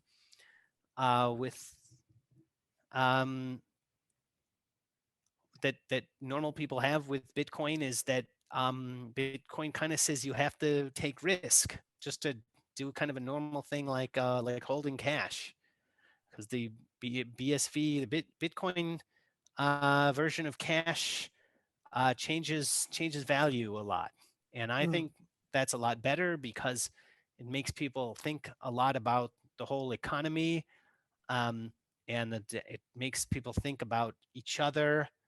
But what it scares people because they like the cash that stays the same value, even though it's yeah. really a lot worse for them. Yeah. Well, it's also, I mean, the US dollar might be the best number go down technology there ever was, you know. Yeah, yeah, The BSV's giving it a run for its money for sure. Um and boy, I had a thought on that. But yeah, I mean, it's interesting times. I do feel like, especially, yeah, the trial, the Hodlonaut trial seems to me, and all of Craig's trials, because what he has, there's like a COPA trial coming up, and then there's another one, I don't know. But all of these trials seem to me like, in a way, like the culmination of the absolutely brain dead crypto debates, because it's like, here is now the ultimate final level of a crypto debate, but happening like in a court of law, right? And I Well, feel like yeah. maybe the hodl not trial is like, in many, it's even, I think it's even more meme worthy than than any of the future ones, which will probably be more kind of real world based. This one really sits in the world of like where the crypto bro meets the the actually technical person who has understanding. I mean, Well, yeah. yeah, not just technical, but just people with real human feelings, like Yeah. people who are Yeah. in it for what really matters. Yeah. Yeah. Certainly, the hodl or not trial has been the most entertaining trial that for BSV that's been happening so far, and it's just really like an extremely one-sided debate. And yeah, these Yeah. crypto bros, yeah, it sounds like Hodlanot thinks that he's coming off good. It sounds like he Yeah. thinks his arguments are good, and these are all like exactly the same stuff we've heard on Twitter over and over again. And well, we don't know what the result is going to be, but I think that they're going to find that those kinds of arguments don't work with people who they don't work with real truth seekers. Yeah. They're not going to work in the real world where there's with with just normal people who are not brainwashed Yeah. already. Outside of the cult, it's like Yeah, cult lingo doesn't work outside of the cult, right? right. Yeah, and yeah, exactly. And it seems like they just don't understand that the rest of the world just isn't like that. Yeah. And it seems like Hodlanot thinks that he can just act like how he is. He can just kind of show himself as a bully to people in court, and they're all going to think that he's in the right because his his viewpoint is so it's so distorted from being in his bubble for so long. Yeah. Well, I think that's a great place to end it. But before we do, I really wanted to ask if there was any more topics that you were interested in covering, or anything that you wanted to get into.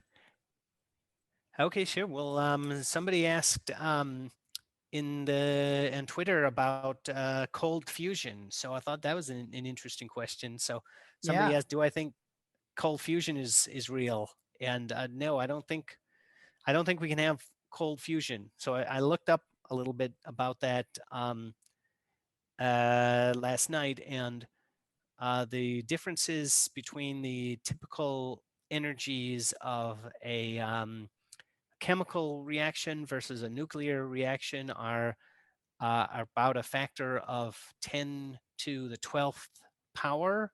Mm. And so that's a very, very big number. And that's basically the reason why there won't be cold fusion. It's that you in order to have cold fusion, you would need to have the chemical um, you would need to have chemical interactions somehow interacting with the nuclear interactions in some way, and they don't interact because there's such a huge difference between them. Mm. Um, and so you will always need uh, to put a ton of energy into those those hydrogen atoms in order to get them to start fusing into helium. Okay, I hope that answered the question for that person. I'm not sure what cold fusion is. I think I get a loose grasp of it. Oh no, I'll. Well, that's a good point. Okay, now I'll explain it. So fusion Yeah, fusion means that that's the reaction that's going on in the sun. That's why the sun yeah. is glowing. So that's well, it's a series of reactions where we start out with hydrogen and we end up with helium, and energy is released when we fuse. It ultimately takes 4 hydrogens to make one helium. Um, Energy is released from doing that. So the cold fusion just means that you would have a fusion reaction that takes place at room temperature. So Mhm. right now they're trying to make these big fusion reactors, and the big technical challenge is that the the temperature inside the reactor has to be much hotter than any material can um, can remain solid. Any Right. material that is known to humans. So the problem with doing fusion for power generation is that you melt if you start a fusion reaction, you melt any machine that houses it. Yeah. So people have had to figure out these ways of shielding the reaction with layers of gas, Mm. and they um, they keep making progress on this. So I think we'll have real fusion reactors eventually. But the idea of cold fusion is that you would come up with some kind of catalyst um, that would um, that would make the fusion reaction work without all of that heat somehow. But Mm. um, you're you're just not going to get you're not going to get that kind of thing out of a chemical process. So in this little article I found, they mentioned a couple other things that. So there have been reports. People claim to have done fusion here and there, but there are a couple of observations that would be expected in any fusion reaction that you could use to check these things, and you would most likely find that they're not real. So we talked about the energy. So the second thing they list here is lack of neutrons produced. If fusion does occur, then neutrons should be produced in large numbers. But people who claim to have done cold fusion Mm. haven't done that. And there's also gamma rays that would be produced, and that's also not something that has been reported from these Mm. purported cold fusion reactions. So there you go, cold fusion. It's not All real. right. Another science meme. Another another another buzzword, I assume. Yeah, Yeah, well, that's why we need boost. And I would that's say, true. If you could invent cold fusion, then you could probably boost your content up a lot because you would have lots of cheap energy. oh yeah. You'd have the advantage in the boost game. uh, Here's another important question um, from Helena that would be, this is good for all people in BSV and all crypto people. How do you get a girlfriend? Okay, well, tough question. Um, but well, um, Jeez, I forgot to prepare for this one. I think well, first you have to figure out a way of meeting people. So that's not easy, Mhm. and I don't think that there's any one good answer for that. So my Which is a advice good would thing. be That's a good thing. Yeah, well, my advice would be to look around the animal kingdom and figure out which animal you're most like, because humans they pretty much do everything. Mm, So figure out a strategy that works for you.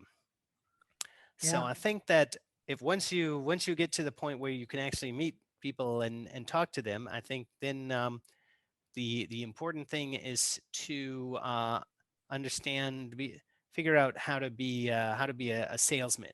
And the most important thing about um, being a good salesman is it's you kind of like leave the choice up to the customer.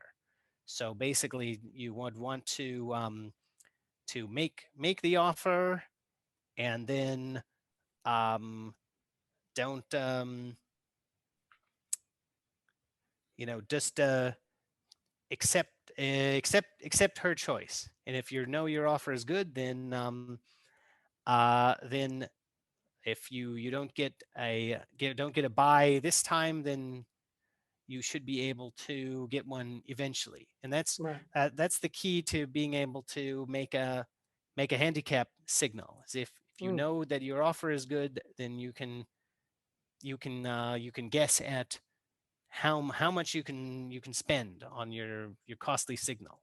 So I guess, yeah, I think you should figure out how to get how to maximize your offer, and figure out what how good is your offer. So you need to get that mhm, to a point where you have really strong knowledge of that. You can do that by looking at other people, looking at figuring out what women want, and comparing yourself to other people who are making offers.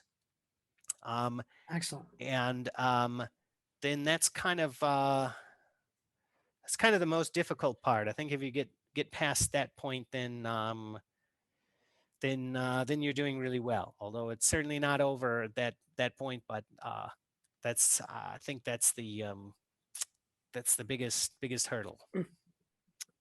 A tale as old as time. I hope all you crypto people are listening. Daniel's spitting some great game for you. Uh, get yourself a girlfriend, get out of these shit coins. It's really all you need.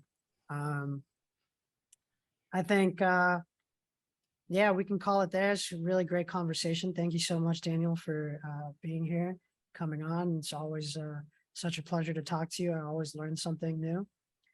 Um, I hope that we can keep going. I say this to everybody because I've had such great guests so far, but I genuinely do want to like keep talking. As we said, like, in the same way that like the BSV conversation always has this long prelude where you kind of have to get all the history and all the previous stuff out of the way.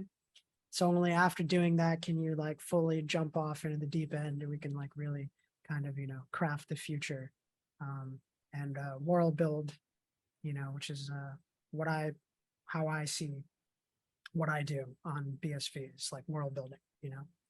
Um, so yeah, thanks so much, Daniel, for being here. Okay, well, thank you very much. Yeah, I enjoyed talking to you, and I'm glad we had this conversation. And well, I'll see you later. Absolutely.